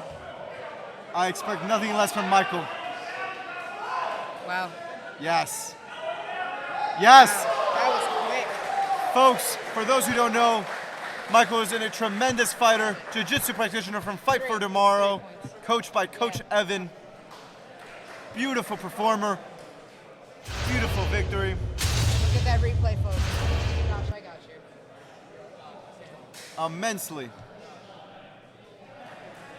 Beautiful control, hand under the chin, gets that quick submission victory. So we have Underground Kings leading the team's event. Fantastic. 3-0. Oh, God, okay. It's I okay. mean, sorry, 6-0. We have 6-0. 2 submissions in regulation, so remember. It's not over till it's over, though. No, it's not. So they still have, Taphouse still has 3 opportunities to come back. 3 more opportunities. Say that one more time, buddy. Maddox Baruti. Thank you. Benjamin what? Kelly. We're a good team. Look at us. Yes, look at us go. So we got Ben Kelly with the long hair, and we have Maddox with the short hair. Ooh, Maddox going right in for a shot. Beautiful scramble here. Has to be careful. Wow, Maddox doing a really good job of just peeling Right the off foot the off. bat. Right, going right for the takedown, going right for the pass, smashing, but he has to be careful of his energy expenditure at this point.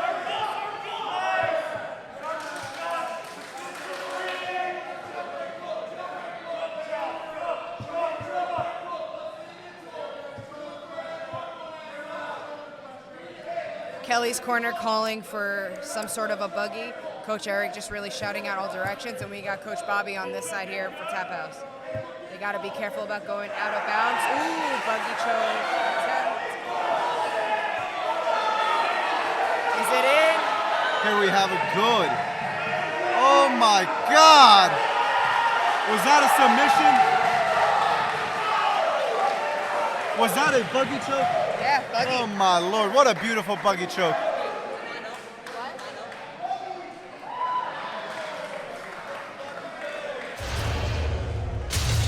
All right, let's look at the replays. That, my God. Wow, that was in, that was tight. Tight. Every limb king to use at that point. All right. Tyler, what? Walker? Walker, got you. I know you. What's up, dog? How you doing, bro?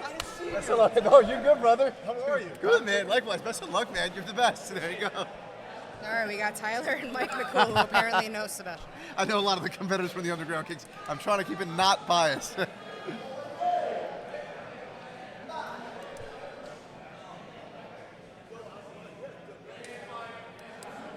All smiles and good All favors smiles here. have faded. Michael comes here to play.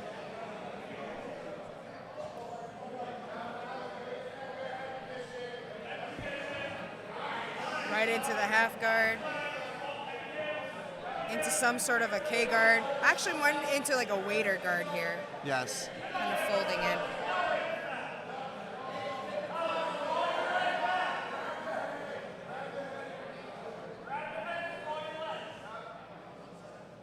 The shin of Mike over the, again, right, gotta watch out. Taphouse competitor is doing a very good job in keeping that top pressure and staying away from any of that sticky leg locking engagement.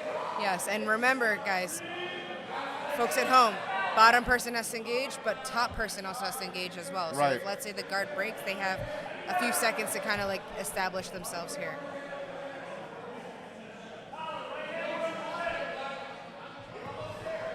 Butterfly hook setups. I got you, Lydia. Thank you. Butterfly hook setups. Ooh, wow, that's We a have a TP. Oh, this is exciting, folks.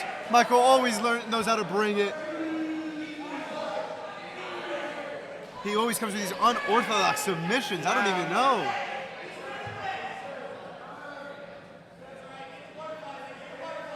What a gift it must be to be so long and lanky to pull that off. I could not.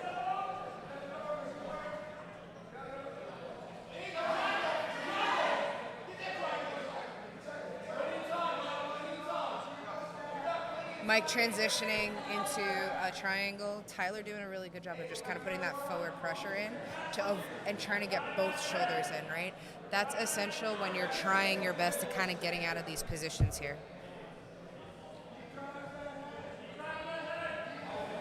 Trying to escape, trying to get a smash pass, but can't get his head out of there.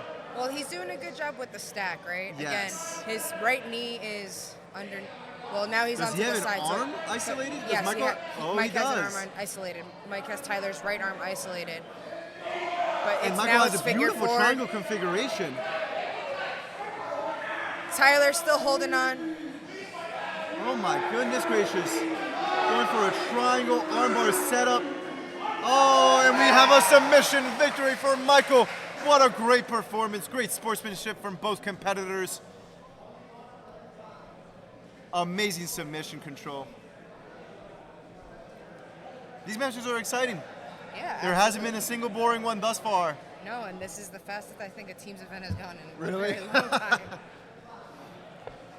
Victory for Michael, for the Underground Kings. Eddie Alvarez's Underground Kings. Looks like they're going to take the victory. Beautiful triangle choke setup. What pressure it must be to be the last guys here. Oh, last guys. My guy. Michael. Michael what? Michael St. Justin. Gotcha, brother. Michael St. Justin? St. Justin. Justy, gotcha. You got that one? Close enough. Fantastic. I've actually watched Michael St. Justy perform, and he is an athlete at all levels. Michael in the white rash guard, black shorts. Nick Grosso in the NPR rash guard kit.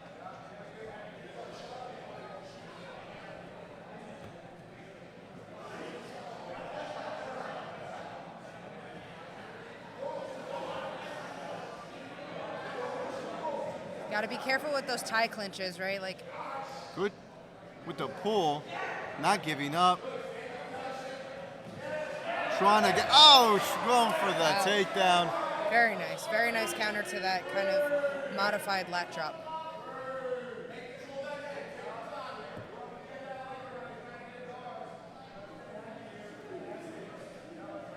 Now Nick has a good control over here, even though he's in the bottom. He's not letting Michael. Yeah, St. Justy though with that forward pressure, right? Just kind of keeping calm, composed, and sticky. That's what you have to be in nogi. You have to be really in control. Again, it's hot, they're sweaty, but Grosso now is working some sort of a shoulder crunch here to try to get a reaction at St. Justy. But I feel like St. Justy is very comfortable here. He's very capable of just kind of eating whatever discomfort there is. I mean, there's like a right elbow frame into his face. He's staying calm and poised. What else do you need to right? do in this situation? Waiting for the right time. And we see that the right time is coming perhaps right now. What a reversal. What a good wrestling scramble.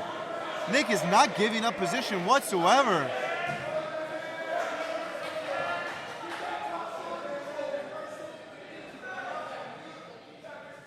We are all, believe it or not, we're halfway.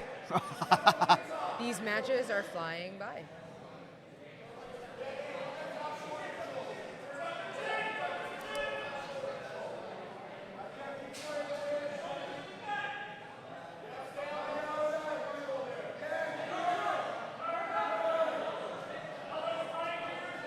Gotta be mindful of time, right? Everybody's been kind of getting it done very quickly. You have to be very mindful of the time.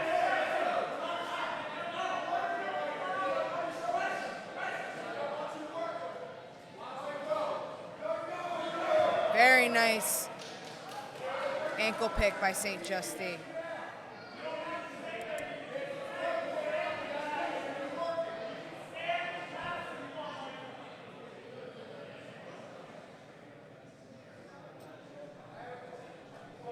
About a minute left to go. Justine trying to get some attack going. He does have his leg stuck right in the middle here. Climbing right into a mount. Has a full mount control, beautiful. He has 30 seconds to make something happen. Hey, from where he started, at least he's in top now. Oh, but Nick does not give up. Nick is a good wrestler. Wow. Scrambling nonstop. Back to a neutral position. Both strong men. Oh my goodness gracious, folks. Hey, Hail Mary full of Are we grace. going for a top triangle? He tapped. We have a submission victory. My God. That was a powerhouse of a match right there.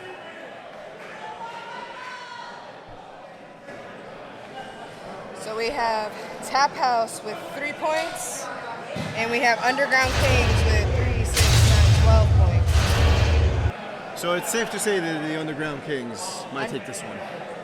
Well, as far as right now, right, the Underground Kings are leading with 12. Jiu Jitsu One is leading with 8. Taphouse with 3. And Hammer Nation with 2. Amazing work from all these teams.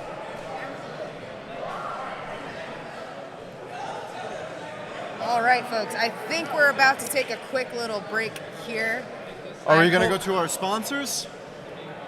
Or no? So there's a 10-minute intermission being called. Man, those matches, fireworks.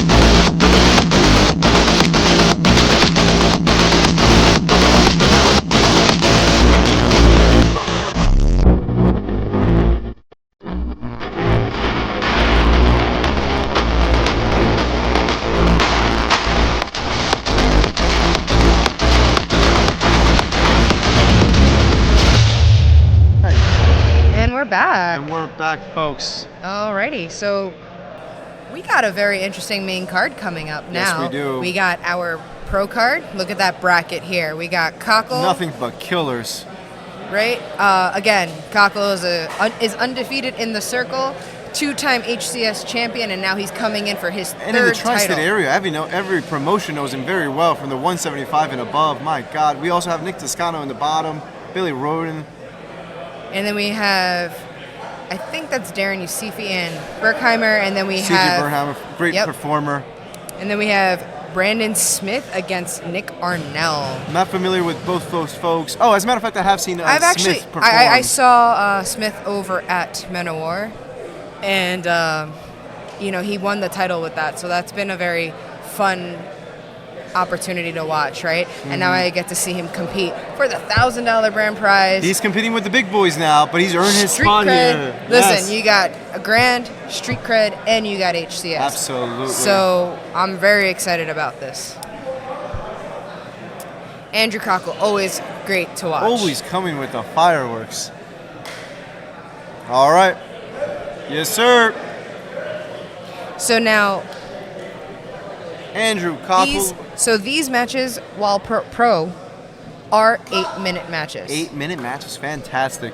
We got Billy Liamero in a green rash guard, and we got Andrew Kochel again. Andrew immediately going for some guillotine variation. Some sort of a in. submission here.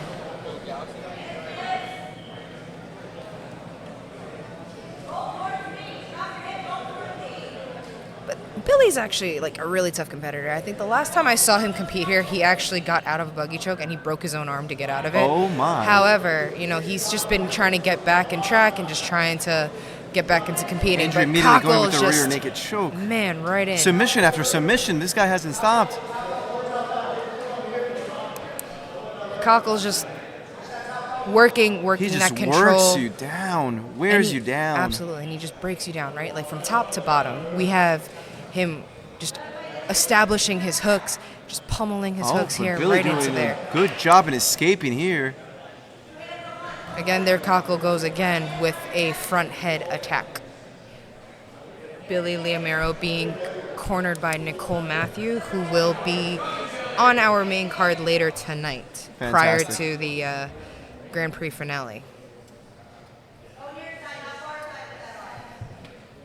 Giving him really good, concise instructions and doing a very good job of just trying to coach him out of this position here. But Kochel's really dangerous once he starts getting his... Staying in control and his momentum going. Yeah, so the thing with Kochel is he makes every position dangerous. Okay, so whether it's in overtime or whether it's in regulation, he just is such a dangerous competitor. He finds it everywhere. And with the amount of experience he has, training, it's really visible. And Billy competes a lot as well. And, just watching him come up the ranks, watching his improvement, right? Like, just trying new things here. It's always really good to watch. Absolutely.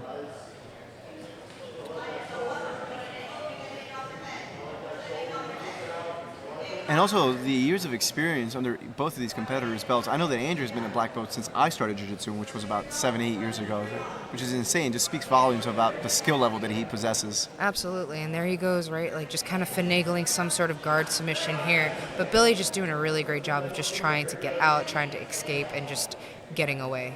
Andrew getting some hooks. Enough for a butterfly, somewhat of a sweep. Go work. Oh my God! What a back step into the back. Kochel's just not afraid to just get into the mix here. And the good thing about Billy, too, is that he's isolating for an arm. Billy just has length on him, so it's a little bit more difficult, right? Like, you really don't see tall 175s often. Right. And when you do, like, they really learn how to utilize their length. But Kochel kind of has, like, a triangle armbar set up here. Going belly down. It is figure forward. It is locked. Kochel kind of time checking. We're creeping into the halfway mark of this 8-minute match. Is he isolated an arm right here? With a smother here. Oh, a smother. Billy's doing a good job in staying calm right now. Here's the armbar, and we have a tap submission for him.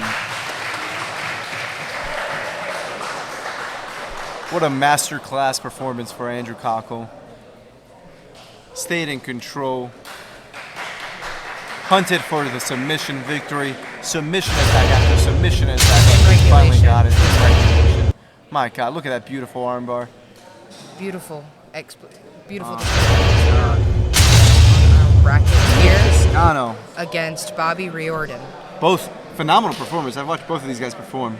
So Bobby and Nick have had their fair share of experience within the circle, so it's always really great to watch. I've seen Nick's matches go into all the overtimes. I've also seen Bobby finish really quick and then going into the overtime. So it's really, this is a really good matchup here. So we're on the same side of the bracket as Kochel. The winner of this match will fight Andrew Kochel in the tough match leading semis. next.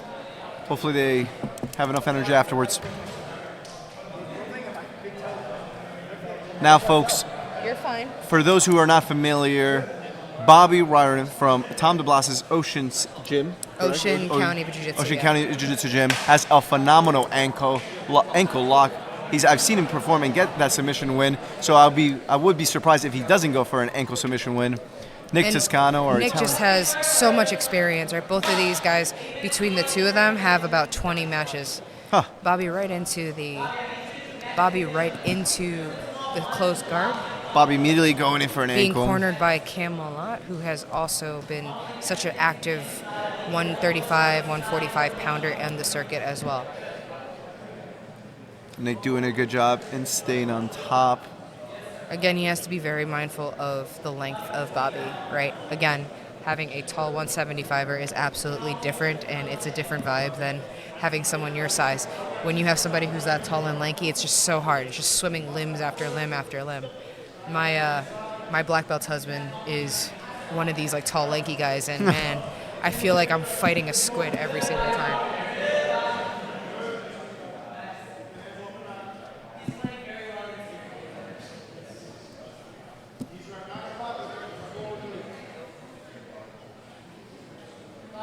Trying to disengage, not getting kind of caught up in all that mess.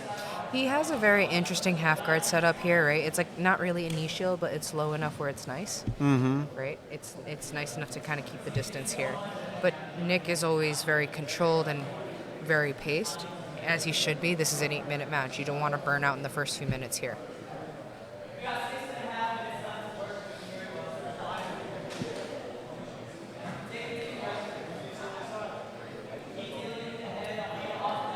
Bobby doing a good job dealing with Nick's head, trying to keep him down, pressuring down. Nick trying to stand up and maybe perhaps do a knee cut pass. Has that leg pinned with both his legs. Oh, he's and doing escapes. a really good job of just trying to maintain the inside control. But again, having a long, lanky dude like Bobby, just working on that. Oh, Nick trying to go to the Go exchange right with into a the heel hook. But Bobby's staying calm and poised right now. Stone cold Not phase. letting this get to him. Nick trying to arch his back. Knee line is out, and We the might heel get- hook has failed in this sense. Thought we were going to get a gunslinging match right there with the Footlocks.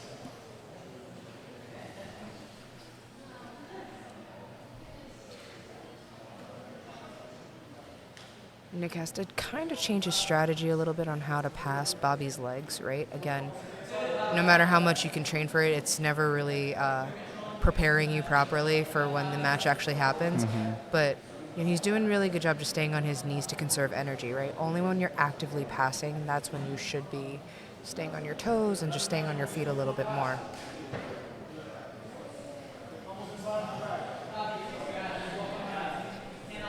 We're at the 5-minute mark here. And just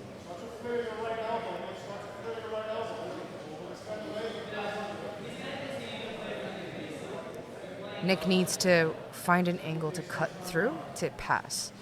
But again, he's trying to do that like side to side passing right now. Trying to keep the pace up. Yep. It's also really great to see Bobby grow from the amateur bracket into the pro bracket, right? Like he's been competing here since he's a blue belt. And again, just watching him grow and develop inside has been great. Nick, again, just a long competitive veteran. Nick's always out there, always putting himself out there, just competing, and does a really good job. And you can tell with his positional control here, he has Bobby's leg over his shoulder, and he's trying his best to kind of like manipulate his way. Now, Lydia, let me ask you this. Are both competitors brown belts? Bobby just got his purple belt, and Nick is a brown belt. Okay, fantastic. But again, the pro card qualifies you to be pro Purple and higher. once you're purple or higher. So this allows for more competitors, more opportunity. It doesn't really like More limit. matchups. Exactly. There's no ceiling essentially on that. Bobby has 2-on-1 on that leg of Nick.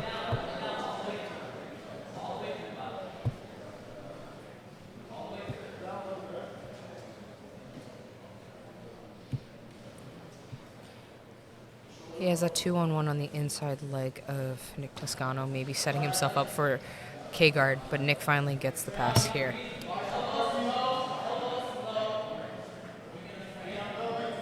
Oh my God, what a Side beautiful control sweep from reversal. Bobby. Gets on top. It appears like the Rolls have... Well, Ooh, do we have an anaconda into the scramble? Both competitors, again, very seasoned, very scrappy, very good to watch.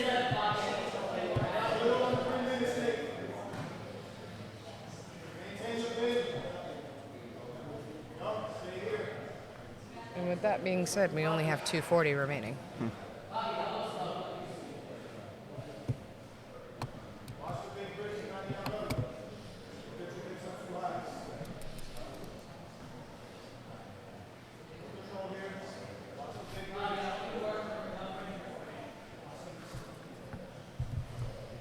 Nick doing a good job on top side control right now.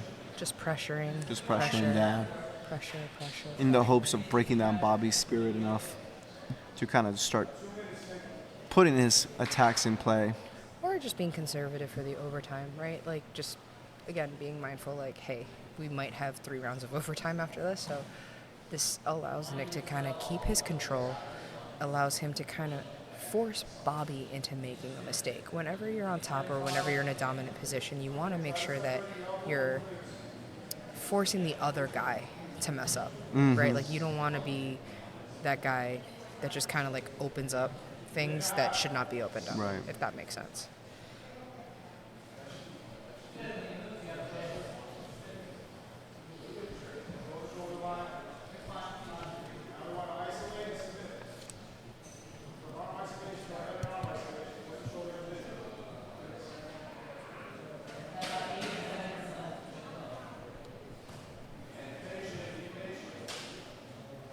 Nick doing a phenomenal job with this north-south position.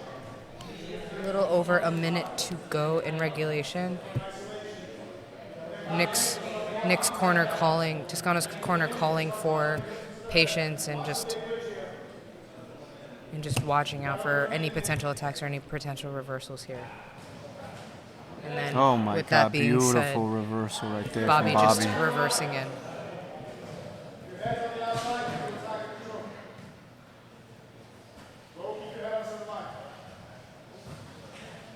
Both these guys are scrambling. Yeah, even down to the Last ninth minute. inning, right? We're at the 30 seconds. This has been a very fun exchange between these two seasoned competitors. But they also have to be mindful, right? The winner of this has to fight Andrew Kochel. Yep. And then after You gotta that, preserve some little bit of energy left. not only that, but right, you still have the semifinal and the final, so you don't want to burn out in your first match.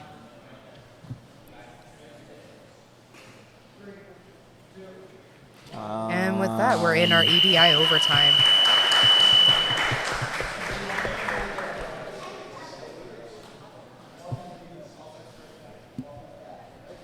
Offense for back for Bobby.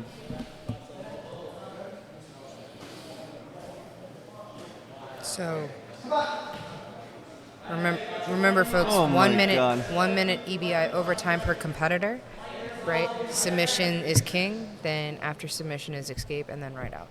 So if both competitors ride out, then they go right into the ADCC round. But if one escapes and the other rides out, then we have our winner by escape.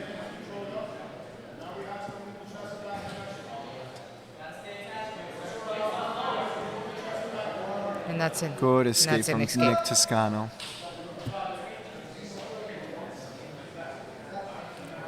Nick going for the back as well. I love how all the competitors that have done EBI today have literally just... Oh, and Bobby's out.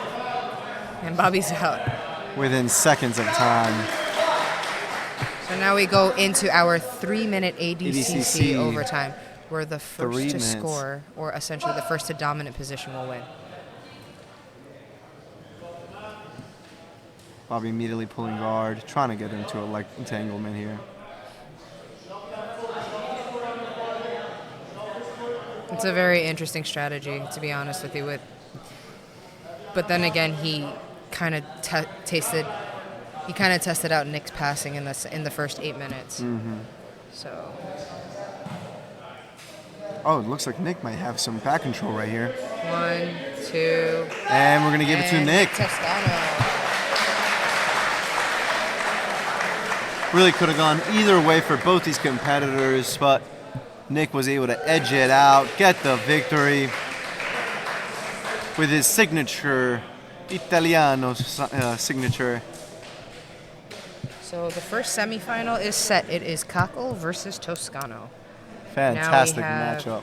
Darren Yusiufi against CJ Berkheimer To determine who moves on to the secondary semifinal round. Man, that match back and forth, right? It gives an opportunity for everybody to see the elevation of how jiu-jitsu is, right? We had our amateur card, we had our amateur competitors who were, by all means necessary, a lot more scrappier. Yes. It seemed a lot less refined. But, as your experience develops, it's a little bit more developed. Yeah. So now we're seeing more of an advanced... tactical strategy. Right. An advanced, controlled positional exchange. With that victory for Toscano is great. Love to see this kid move on, and he has a tough battle ahead of him with Kochel. So it's not the first time they've met in the circle. Oh, is that so? Yeah. Okay. So here we are back with this CJ 175 Berkheimer. Grand Prix. We have Darren Yusiufi against CJ Berkheimer. Both great competitors. I've seen CJ? Darren compete in his first match with at the Hammer Challenge, and then CJ, I don't recognize him. However, he's over there at the right side, right there. Yeah. Arena. So, looks like he's Rash guard. Looks like he's in for it. Oh, so he's always down for a game. He looks like competes heavily in the arena promotion. That's probably why his face looks a little different. I believe he's either a brown belt or a black belt. Very tough competitor, and he has phenomenal triangles. Darren's really conservative when it comes to the game, right? Very technical, very smart. Oh, Darren has a really good sweep. Has a very good leg lock game. He trains again at Ocean County with Sean Yadamarco and his crew, and they just really emphasize that attack mentality. I actually saw Darren over at Fight to Win, and just similar setup, similar game. Non-stop action. Yeah. But CJ's coming in as well, ready to compete with the best of them. I don't think there's been a single time that I've seen CJ compete where he's not bringing his all. That was a beautiful. That was a really good escape from that Absolutely. leg lock. And especially if when someone is that dangerous. Right.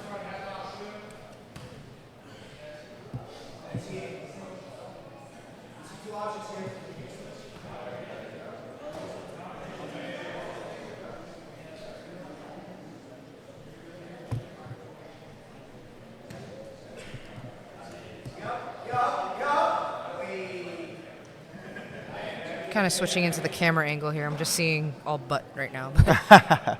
Kind of taking a look into the camera angle here. What else is jiu-jitsu about? Right, butt touches. But Darren Yusiufi just doing a really good job of just like in and out leg exchanges here, and just consistently moving and just kind of switching it up on Berkheimer. Berkheimer just remaining calm. Right. Trying to get some good top control right here. Right. It looks like some sort of butter half variation here from the bottom. And with the spin Going in for here. a nice, ooh, trying to get some leg control from that sweep. Both these guys are willing to engage. As I say that, he walks away. I think they were just trying to trying to reset reset, into the middle, yeah. But again, both engagement has to come from both top and bottom. Absolutely.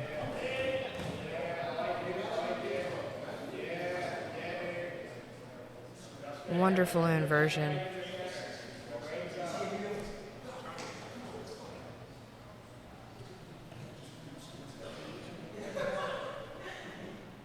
DJ from the Underground Kings being a clown on the sideline here. So you're trying to collect the legs.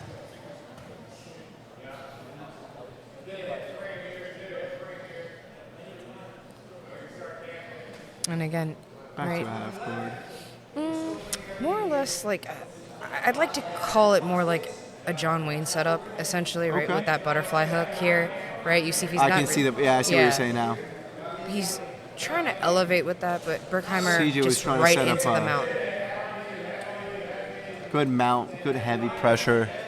You can hear CJ Berkheimer's corner over there telling him to stay heavy and top pressure. He has Not that. relinquish any of this. Oh my lord. Very nice. Beautiful reversal, but Berkheimer just coming But in Darren for does like not a give up. belly down armbar, choi bar set up now Oh, armbar. do we have perhaps an armbar by CJ Berkheimer? Darren staying calm even when in danger. Oh my God. And tough. submission victory for CJ Berkheimer with a beautiful armbar. Darren did a phenomenal job in keeping the pace up, moving forward, trying to get his movement and even escaping. But CJ Berkheimer ultimately came with the submission victory, securing the win and moving forward into the semifinals. Next we have Brandon Smith against Nick Arnel.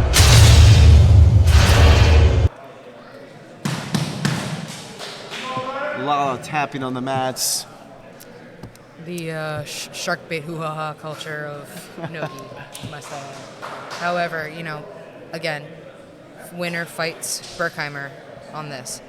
So, you know, I've seen Brandon Smith fight for the title over at Men of War. He has won by submission, has a very aggressive wrestling and submission game, so very excited to see that. And I've seen Nick Arnel before here in the circle. Both gentlemen are undefeated here. Oh. So one has to lose their O. I know. The There can O only has be to one. go. This is going to lead for an exciting matchup because obviously no competitor wants to lose their undefeated streak.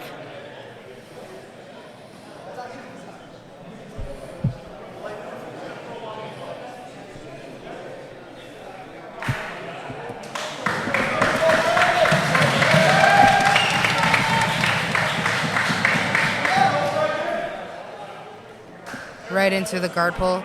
Again, right, when we're having these like super fights, you want to make sure that if it's especially sub only, there's no points. You want to be first to pull. You want to be stuck in a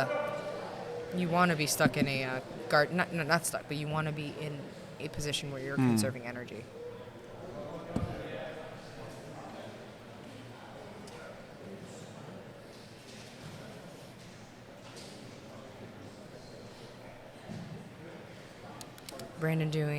Nick doing a really good job with his half guard, right? He's staying on his hip, right? Not staying flat here, staying on an angle. Brandon just trying to deconstruct that half guard with that heavy pressure. Again, right? Kid has wrestling experience that I've seen, and Nick is latched on to a leg here.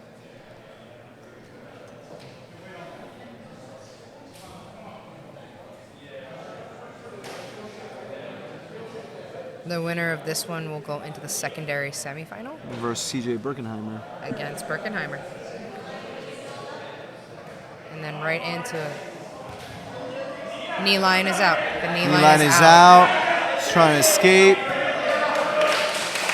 Smith so strong, so young and powerful. This weight class, this 175 weight class is definitely it's like a variety show. It's a good mix of strength and speed and flexibility and all in between, to be honest. I was going to say it was a variety show of body type, which is true, right? Especially at this weight class. You get the tall, lanky guys, you get the short and stout guys, and you also get the wrestler body types as well.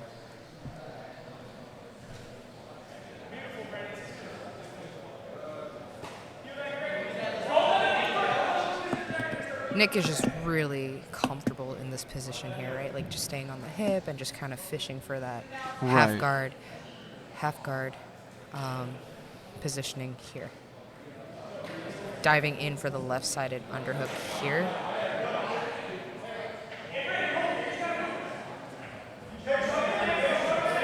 He has a 2-on-1 grip on Smith's hands to kind of avoid the headlock here.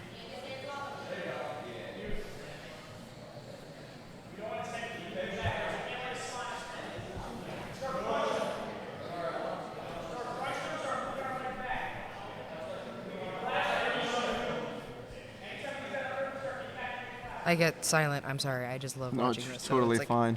But I apologize for that. See Smith trying to come over the pass. Having that leg locked in. 5-minute mark. Nick keeping, again, on his hip. And he's also, like, with that low knee shield, right? Like, just utilizing that as a frame to kind of prevent the pass from here.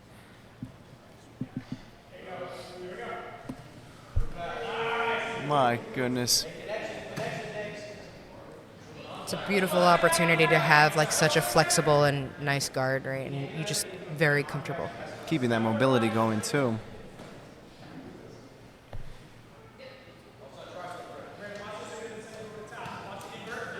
Smith almost had the pass.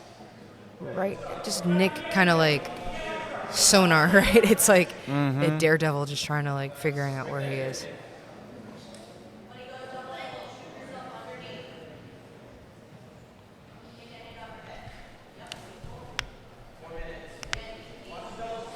Nick being coached by Nicole Matthew in the corner. Can't have a better voice than that. Competing herself later on, is that correct? Yeah, she is our main event outside of the Grand Prix tonight, so I'm really excited for that match, actually. It's going to be a really good display of female jiu-jitsu, to be honest. Both women are very high level. Awesome. Looking forward to that. We are past the halfway mark.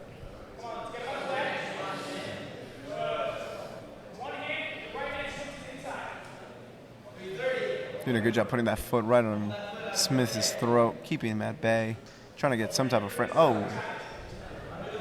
Again, right? It's beautiful close guard into a body lock. And going shirtless in this condition, this weather, is quite a strategy. It is, but it's. I feel like it's a little bit disadvantageous for a lot of reasoning. However, that's my TED Talk for another day.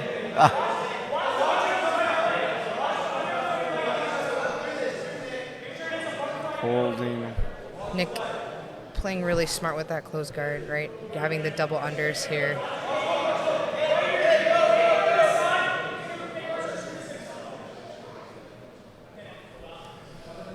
Nick keeping that underhook underneath. Nick keeping that underhook here. Inverting in for on a leg here.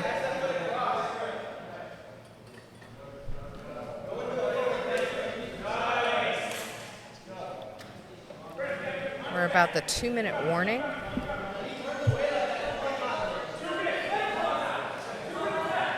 Two minutes left.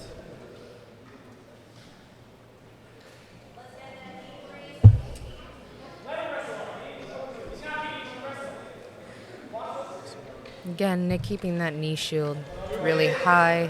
Oof. Taking a bicep to the face. Just watching these competitors compete makes me thirsty myself.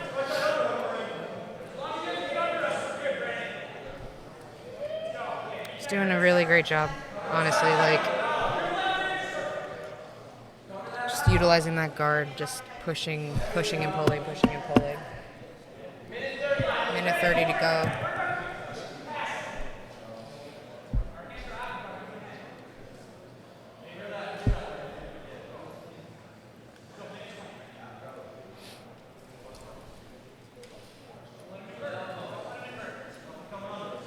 Nick trying to go in for some sort of like reverse De La Riva variation from the half guard.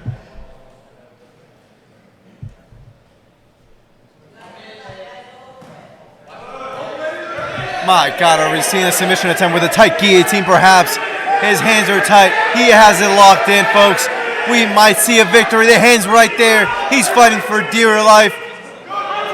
Oh, and he still, my God, beautiful exchange from both these competitors. What a beautiful scrap. This is what Jiu-Jitsu is all about. Keeping the pace, keeping the fire. How much time do we have left, Lydia? 43 seconds. 43 seconds left. Can these competitors keep up this immense pace?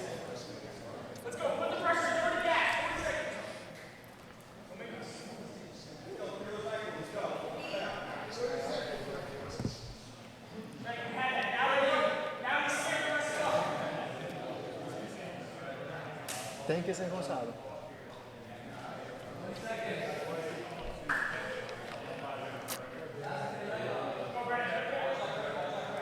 Again, Nick using that 15 seconds and like.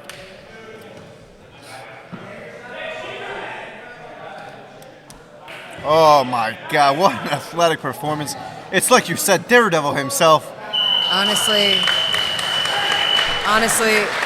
again, right? It's all about energy conservation. It is. Right now we're in our first TBI. So Brandon won the coin toss, but opted for defending first, just to kind of see what Nick can do.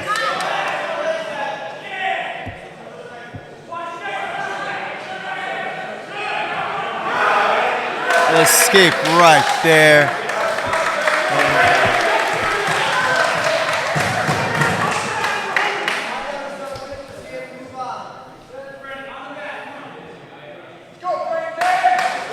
So Nick has to escape now. He Nick does. has to get out. Oh my God.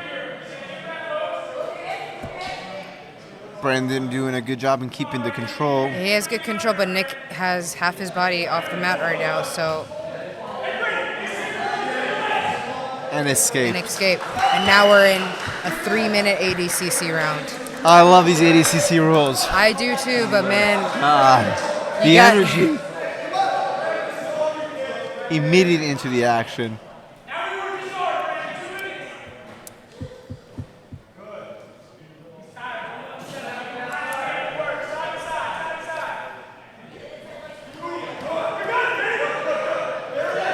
First, you get to a dominant position. Yeah, all he has to do is just pass those legs.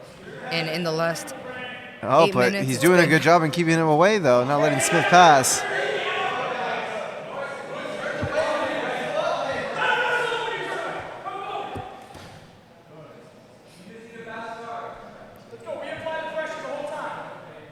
When we kind of Now, had a if you were the bottom player, what would you do? I would honestly, well, I'm not a bottom player, but if I was a guard player, I would try my hardest for either a sweep or a submission. And if I know that this guy is really hard to sweep, then I would just try to go for a submission at this point. All he needs is the tap.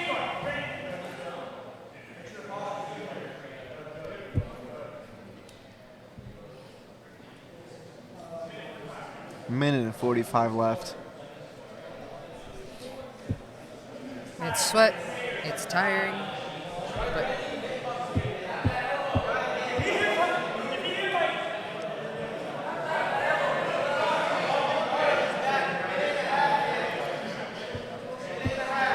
Brandon has to be careful with a stall call here. He's just kind of chilling in Nick's closed guard. There needs to be active action for this particular round. You just can't hang out here. While this might be a strategy to kind of conserve the energy, it's also really devastating because now you're giving the other person the opportunity to think and work.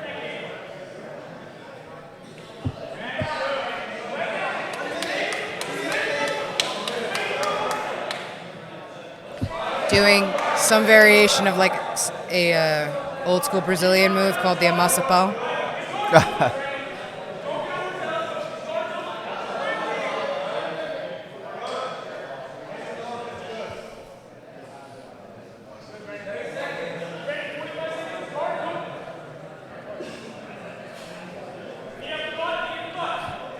Nick trying to set up himself for a K guard here, but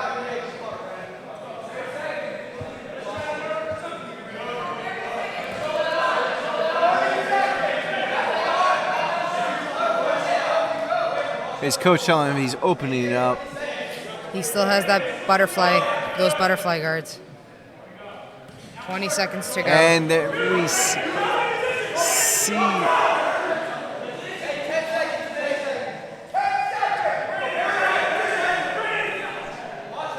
that guard is immensely active. Good for him. Trying to get a submission win. Now we're in the third EBI overtime where time matters. So if you get submitted in 20 seconds, if you get submitted in 20 seconds, you need to submit in 19 or less.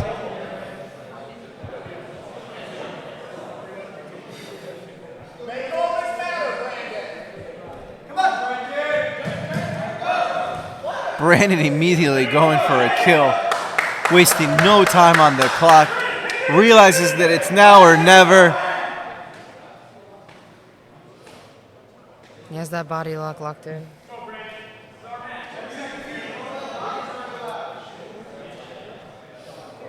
Again, Doesn't time matters. Time matters. Quite Right? have it under the chin. If it's a ride out, Brandon has to get out. Okay.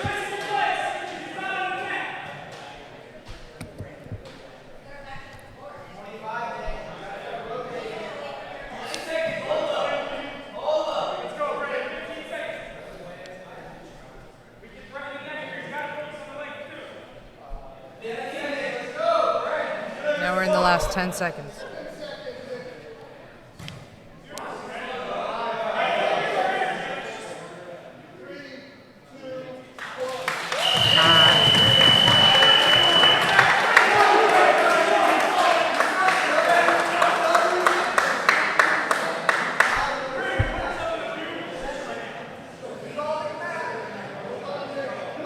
So submission would win this. And if this goes to time, there's a sudden death. Oh my lord.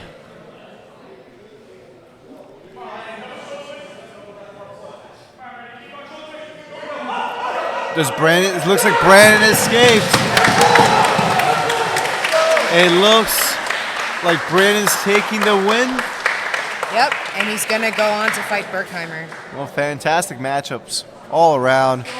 Good for Brandon. What a hard-fought battle for both these guys. Gave it their absolute best. Fought for every inch. And we're moving on. So we have, on the right side, we have CJ Berkheimer versus Brandon Smith. And on the left side, we have Andrew Kochel versus... Kochel versus Nick Toscano. Nick Toscano. These are exciting matchups, folks. The next matchup that we're having, I mean, this bracket was very interesting. Like, I get very nervous when the energy gets expedited more than it should, simply because, you know, you still got at least two matches, at least one match to go, right? Right. And we've seen the Toscano Riordan match go into overtime. Then we see this Smith and Arnel. Smith and Arnel going into a secondary EBI, right? And that just exerts a lot of energy.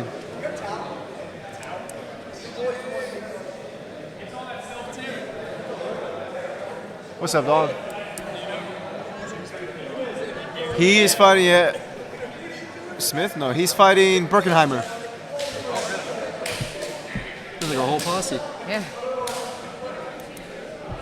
They're the reason all the heat is radiating to the side. The heat is radiating. That is absolutely correct. I will switch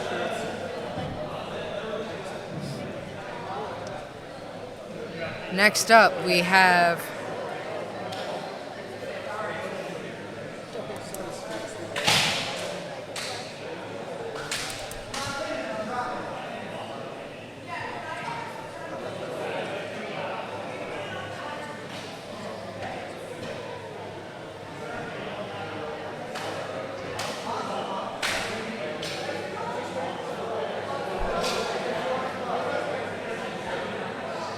doing a quick little cleanup crew here.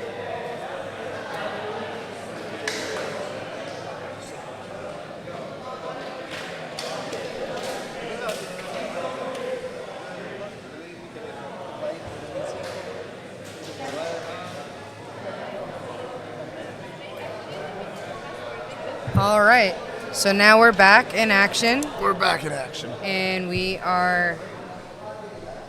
This is my favorite matchup. Oh, Okay, Bo Bui in all black against Jack Suddath. I love Bo. I think. You love who? I love Bo Bui. okay. He's been in the competition scene for some time, and he's always brought it to the table, right? I've had the opportunity of hosting him at my club and have the Oh, opportunity he of him. trains at the Studio He 1908? trains with the Meows. Oh, and- my, okay. But Jack And Suddath is no joke either. I've seen him compete as well, and he has a highlight reel, I believe, from the Hammer series as well, correct? No, actually, this is Jack's first time. Oh, wait, no, it looks like he No. won the amateur invite last year. So Yes. Not sure why his record is 0-0. Josh, looking at you. As a matter of fact, he beat one of my teammates. That's how I Oh, know. wow. But it's just been really interesting to watch the evolution of the game, right? Like, I had a conversation with Bo, very quick conversation with Bo prior to the match, and I asked him, hey, man, like, what do you think you're going to do today?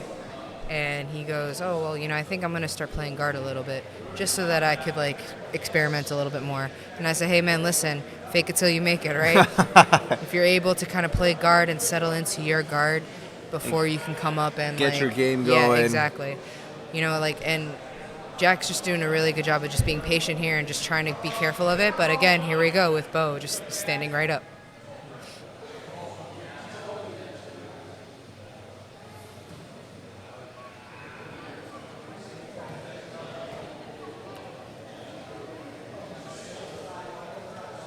Jack with that heavy tie, with those hand connections, and Bo just, answering back with his connection here.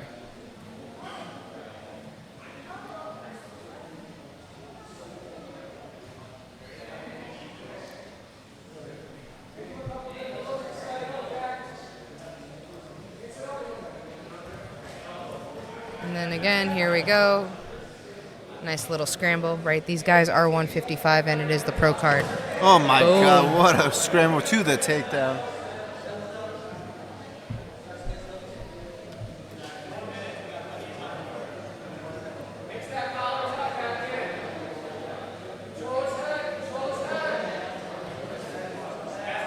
Oh. Bo's got to be careful with that, but the knee line is out. Knee line is out. Coming up. Head to head. I love it when they just do the head to head thing. It's like two little bulls coming after. And then coming up for the single leg. Trying to get that one leg, trying to shoot. Listen, I've had the opportunity of hosting Bo at Rolling Bear, and dude is scrappy. Mm-hmm. Like, I've seen him up, down, all around. Keeps the momentum going. The Jack Hebrew Suddath's Hammer. doing a good job in slowing him down right now. So these matches are different than the traditional 8-minute matches. Does he have some type of... He's trying to.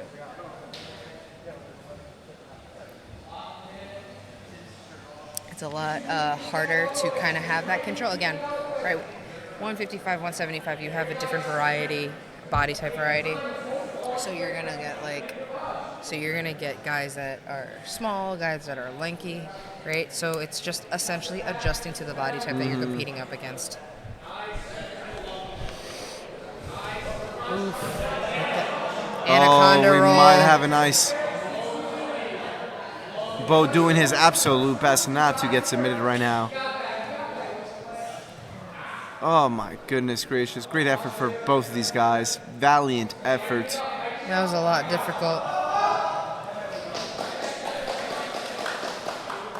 Just that little exchange takes a lot of life for both competitors.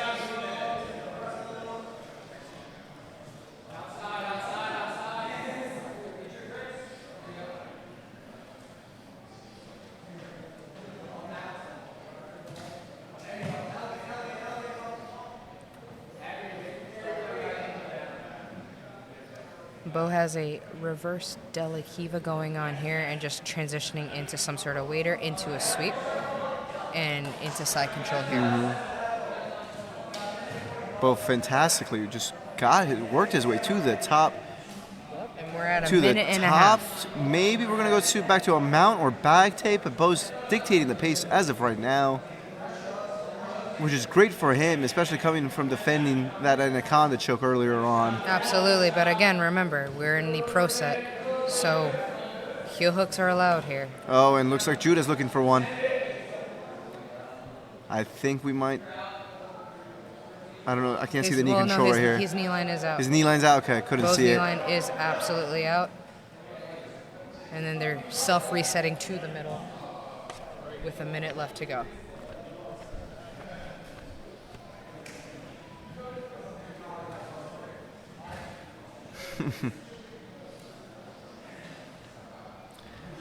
Now for Jake Suddath, last year he had a beautiful Ashigami takedown.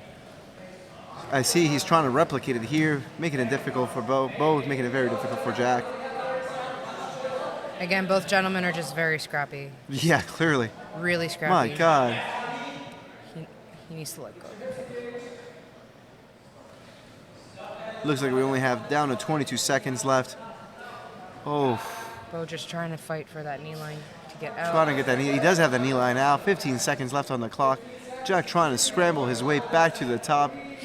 10 seconds. Jack worked his way to the top. 10 seconds left. With only 5 seconds left, can Jack get a Hail Mary? Well, he's trying to have some sort of And back and time. forth. Now we're into the first EBI overtime.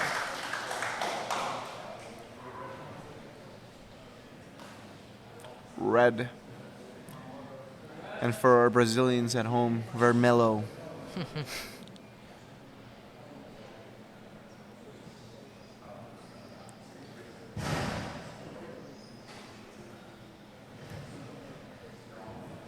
So Jack won the coin toss and has chosen to defend first.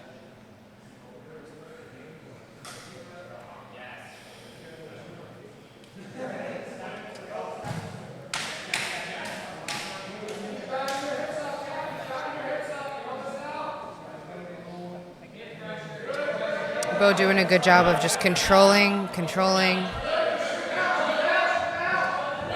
Jack felt confident enough to give the back first, but Bo's doing a great job. No, Bo chose. Oh, it was Bo. Okay, I Yeah. apologize, folks. Yep, 2, 3. Whoa. Boom. Jack escaped.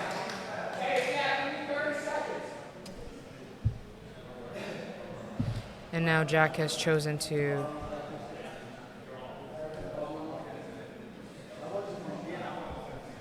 Jack has opted for the armbar. Oh, nope. Where are we going? Back. Back?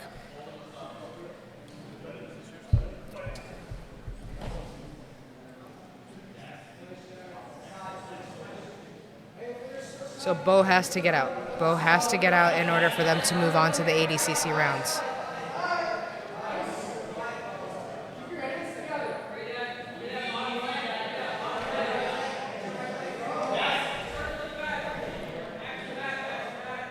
Jack squeezing.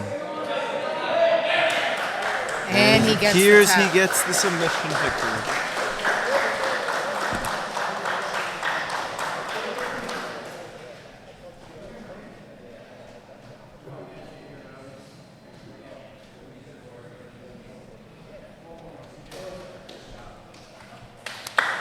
Fantastic work. Jack Suddath securing the win after a hard-fought battle.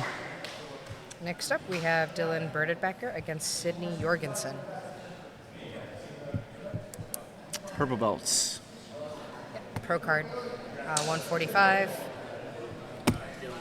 Dylan Becker got you. Sydney Jorgensen? Yep, got it. Love the attitude. Not sure why they sent it to the table. However, Neither do I. These guys are quick.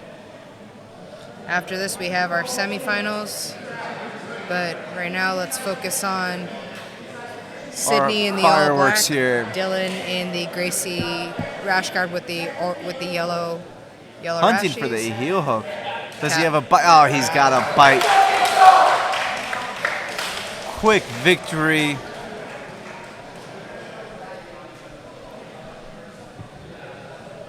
And takes it Skill on hook in the home. regulation time.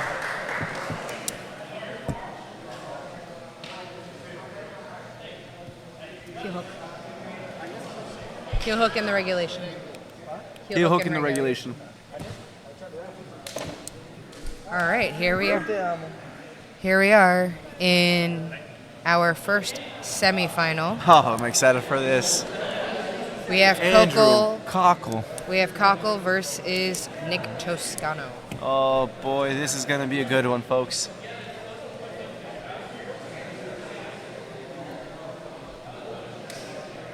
And we are live.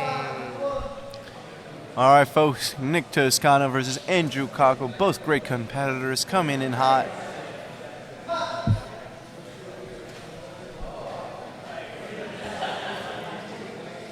I believe they faced off before. They have. I mean, in this circuit, it's like It's a rematch. And correct me if I'm wrong, Lydia, but I believe that Andrew took the victory last time. Yeah, again, he's like he's undefeated in the circle. And undefeated for a reason. So we'll see if Nick, based on the experience in his past match with Andrew Kochel, if he can maybe pull off the upset in this situation. Again, Kochel is the two-time reigning and defending belt holder of That all is true. HCSs. However, at the end, we're all still human. Nick has Right, a great fighting chance. Absolutely. Like, again, as we saw, he definitely feels out his opponent and he tries to attain that best position. Mm-hmm. The margin of error is very slim here, so they have to be very mindful of how they move around. And very precise.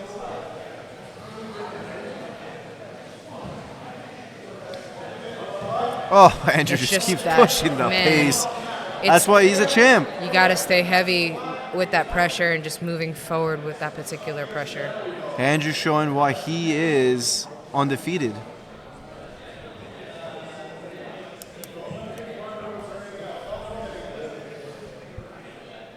Again, this is an 8-minute regulation, 8-minute match.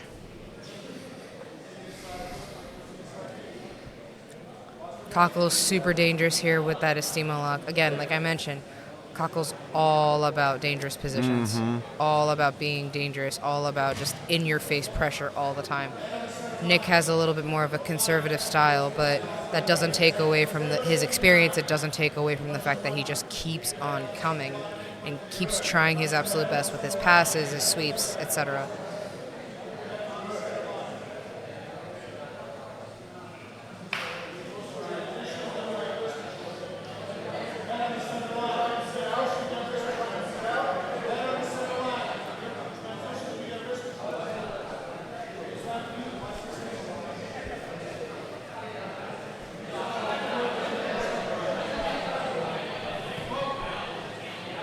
Oh my lord, what a sneaky and quick and explosive heel hook, I believe that was. Or was that a knee bar? I think it was just a standard footlock. Standard footlock. But let's double. Andrew Kochel moves on to the finals, but let's take a look at the replay. Here. This is history in the making, folks. This is Andrew Kochel's third straight final here at Hammer Challenge. All right, Brendan Smith seems like he's hyping up the team, padding up the team, moving on versus CJ Berkheimer. No time, no waste. Both competitors shake hands, show a great sign of respect. At the end of the day, this is what it's all about, respect. Respect, but also gotta keep fighting. Oh, we saw it earlier when that guy broke the other guy's knee. Yeah.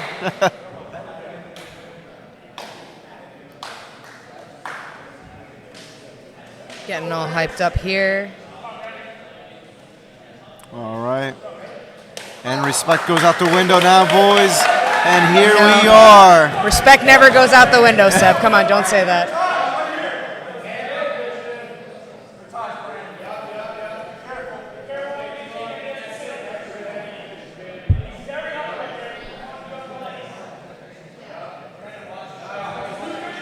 Very, very calm, very collected. Remember, Smith went into the secondary EBI. So no matter how young and how energized you might be, it's a very tiring experience. Right into a closed guard.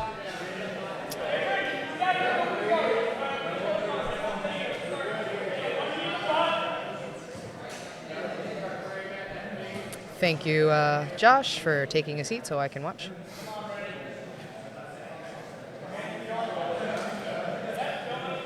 Now, I've actually competed with CJ Berkheimer in the past, and he has a phenomenal close guard, always trying to set up a triangle. So I wouldn't be surprised if that's what he's trying to do right now against like Brandon Smith. he seems like a very well-rounded competitor. Polished competitor. Brandon Smith, though, young, explosive, and powerful. Not willing to relinquish any position. But look at that. Going Look right at that. into that beautiful sweep transition.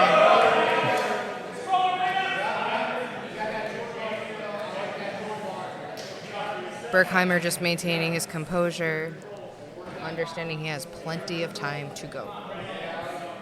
6.5 minutes remaining. 6.5 minutes. Of the round. See, you're trying to break him down. Maybe perhaps get a latch underneath.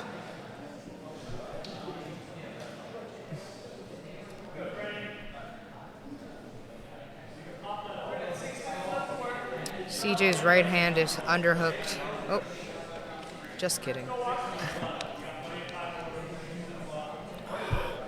Working some sort of guillotine juke out.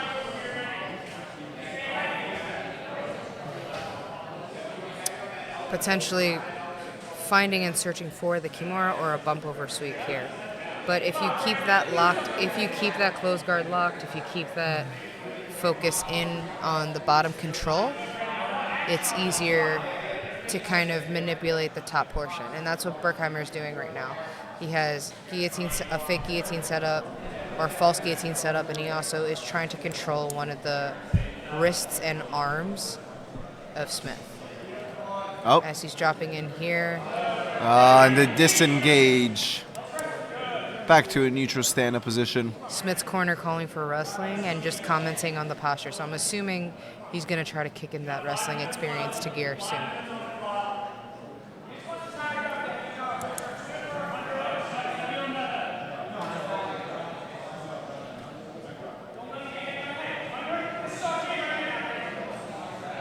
Oh, my Lord. Brandon Smith, the young buck, gets a good takedown, gets into a good top position. He needs to connect his hands in order to finish the guillotine here. And CJ's doing a really good job of just keeping his frames in and just kind of pushing.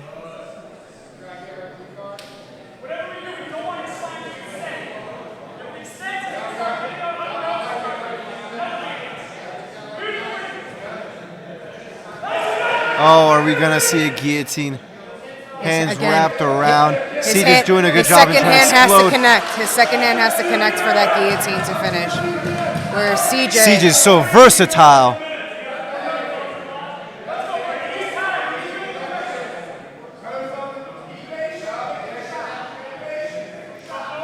CJ appears to be frustrated with all the sweat, not being able to connect. We are past the 4-minute mark. There's less than 4 minutes remaining in the next. Well, I don't know what's going on with that.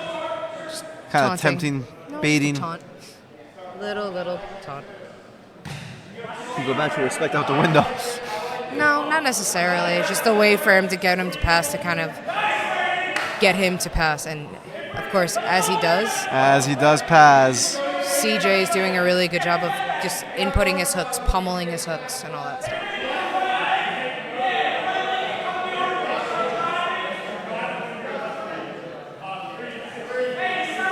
Asking for the time.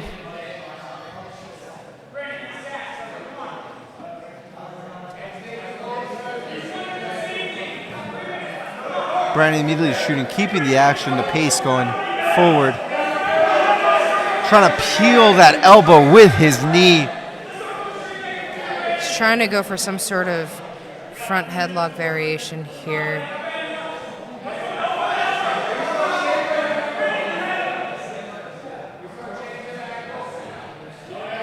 Kind of conceding that into getting Berkheimer into a half guard here.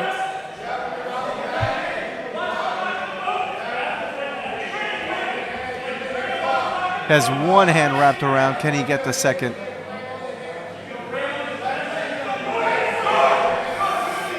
CJ doing a good job in arching his back.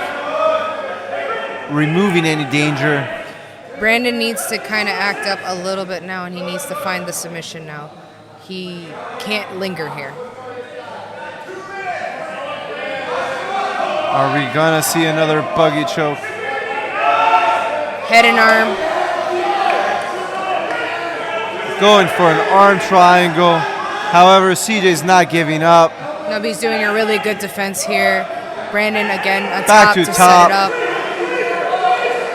Oh my lord.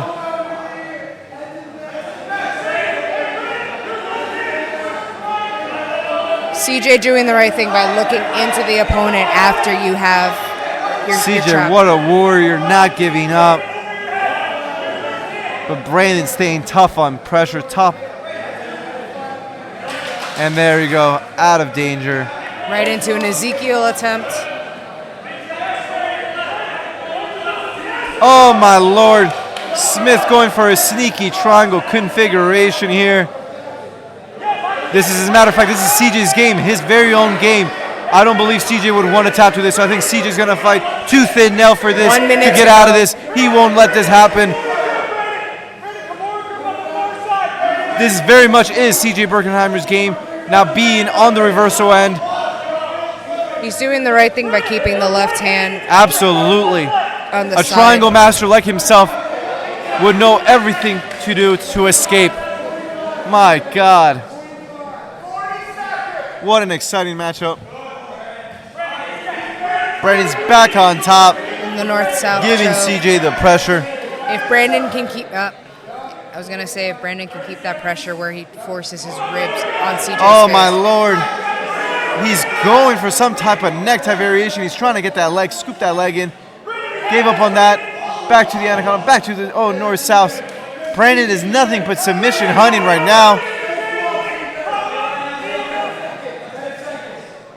10 seconds. 10 seconds left.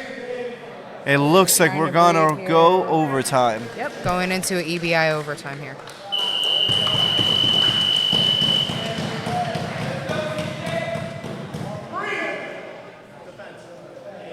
Defense.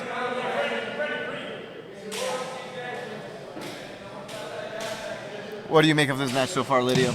I think it's been a very technical match, right? There's a lot of different exchanges going back and forth, right? Mm-hmm.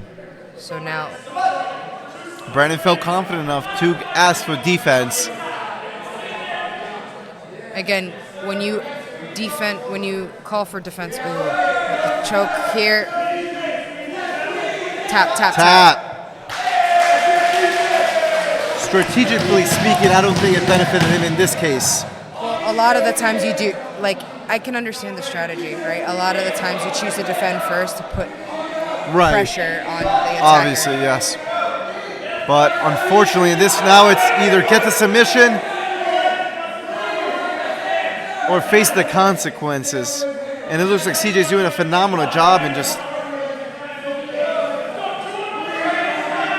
If CJ rides this out, he wins. And he taps. He got a submission. We're putting ADCC. 3 minutes. Both men have been choked. Both men have given it their all, folks.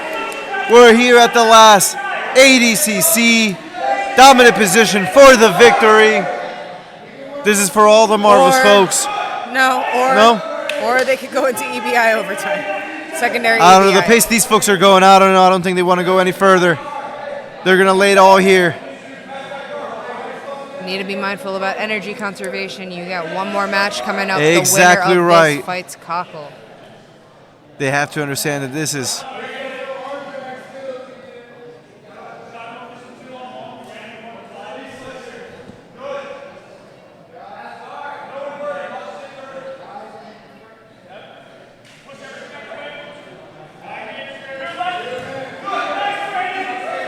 Brandon's doing a good job in trying to escape.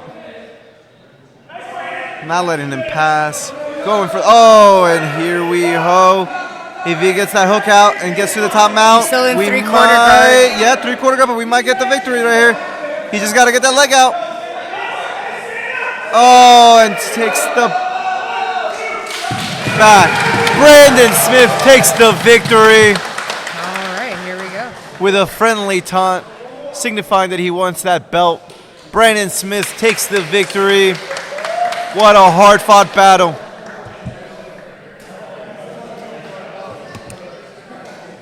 Our final for the bracket, guys, ladies and gentlemen, it's Kochel versus Smith.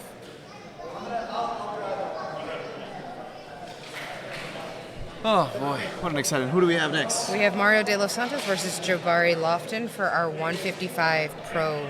And Mario won the Ironman and just received his purple belt. What an accomplishment. And then while Jabara won the AM invite last year and the Ironman in 2023.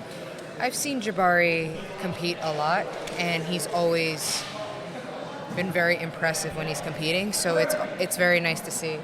But going back to the Smith-Berkheimer match, right?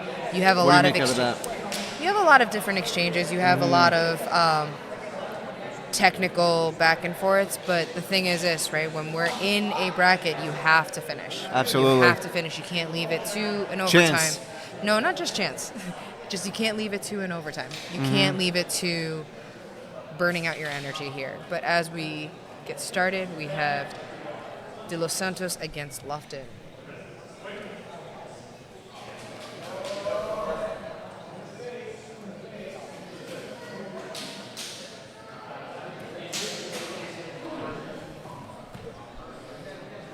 Both men starting strong.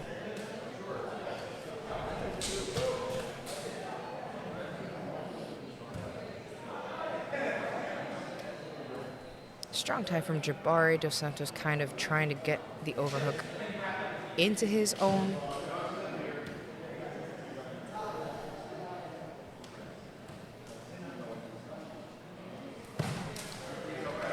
Go right into the leg lock here, right away.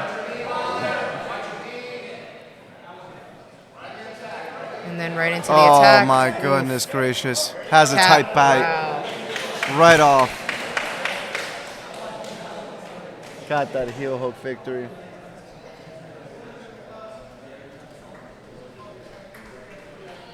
All right. Now look at that replay here. Boom, right into that heel hook. And now, personal main event. We have Nicole Madsen versus Shannon Magera. Both ladies very accomplished in their art. Nicole is a two-time Pan American champion in the gi, black belt Pan American champion in the gi and in no gi. She has phenomenal wrestling, and she's also gotten silver for Worlds as well. Oh wow. Fun fact about Nicole is that she made it onto that chart of most submissions at HCS. I think she's at 6 submissions. Nicole being coached by her boyfriend and the owner of Method Jiu Jitsu, Chris Might. Sharon doing a really good job of just staying patient in Nicole's close guard. I've been here, it's a struggle consistently. Like, Nicole just has such a well-rounded game. And again, she has an over 80% submission rate. That's insane. So Nicole is no joke, and Sharon, I recently saw her at the Men of War event where she just went back and forth, submission against submission.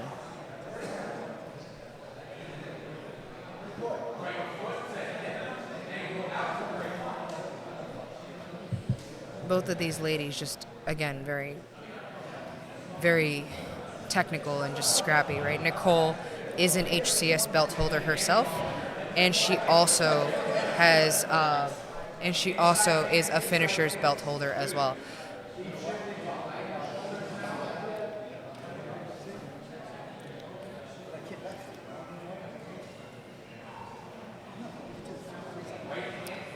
I've seen Sharon stuck in some like really painful submissions before, and she always eats it and always just kind of pulls through. But again, it's a patience game, especially when you get to this level, right? Both ladies are just fantastic competitors.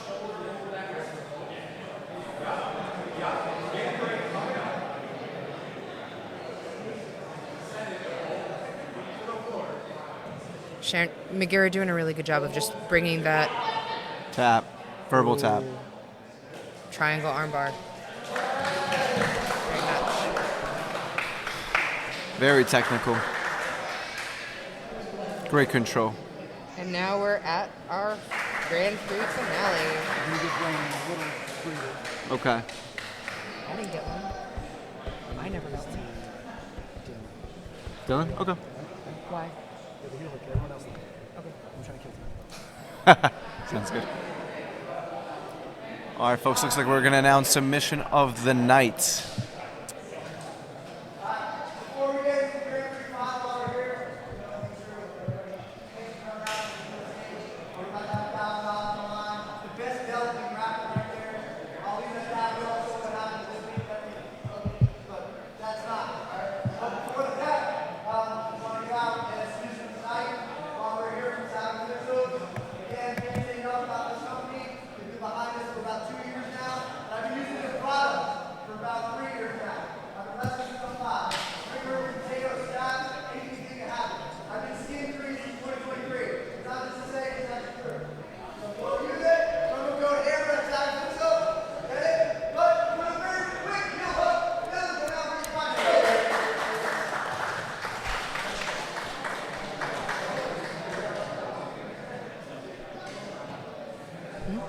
That wasn't the buggy choke we wanted.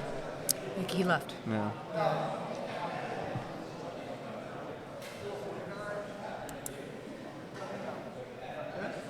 All right, and we're into our final The final, $1,000. Oh my Lord, for $1,000, Andrew Kochel, Brandon and Smith. the belt. And as you said, street cred. Street cred. Street cred for sure.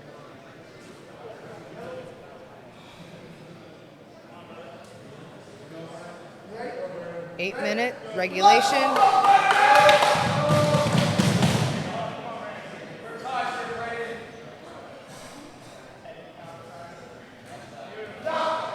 Kochel being Kochel. Right off the gate. It's a little quiet, but This is youth versus experience in a way, you could say.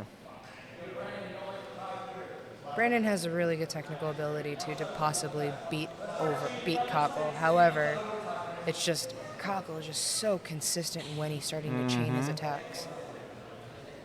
And his competition record speaks for itself. Absolutely. Again, this is his third final in a bracket for Hammer Challenge.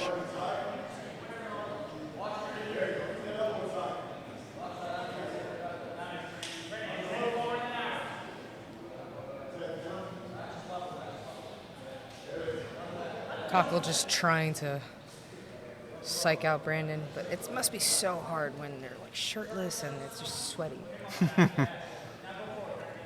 I'll never understand that.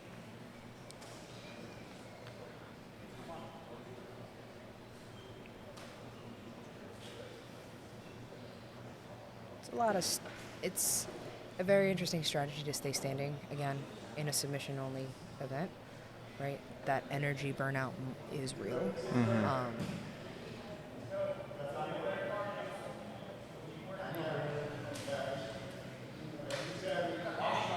And you're trying to get those grips behind the head. Brandon Smith doing a good job and just peeling them off, trying to assert his own grips. Oh, and here we have Andrew.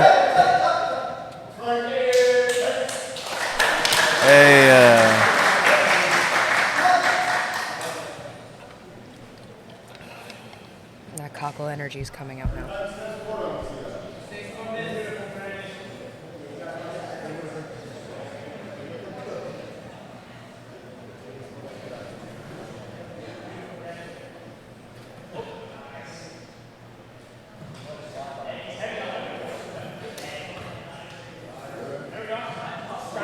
He has to watch out for that left hand. Andrew not giving any momentum. Just Look going at that for scramble himself. right there. Going, oh my God, has a grip.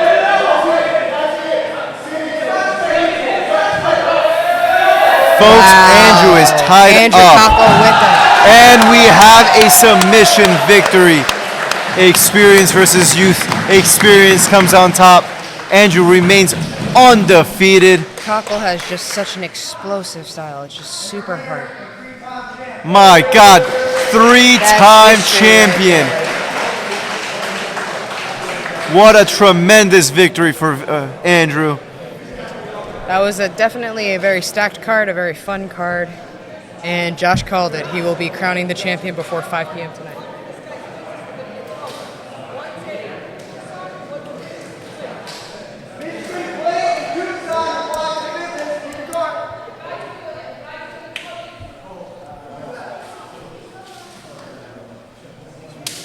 Fantastic. Here we have the victor, strapped with the new championship belt, 3-time champion, undefeated.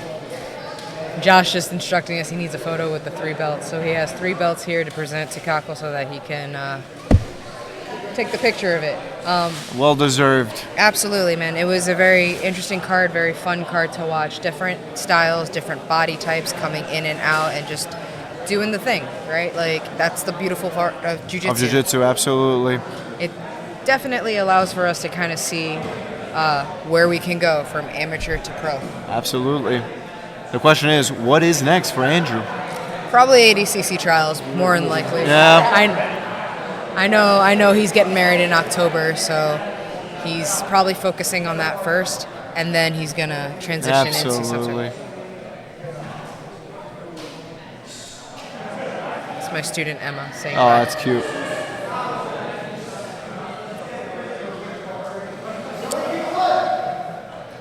One, two. Triple champion.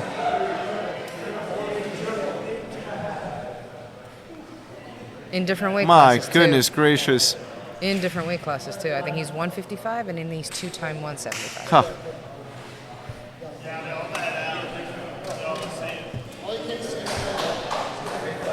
Andrew Kochel out of Valley Jiu-Jitsu. 175, 3-time champion.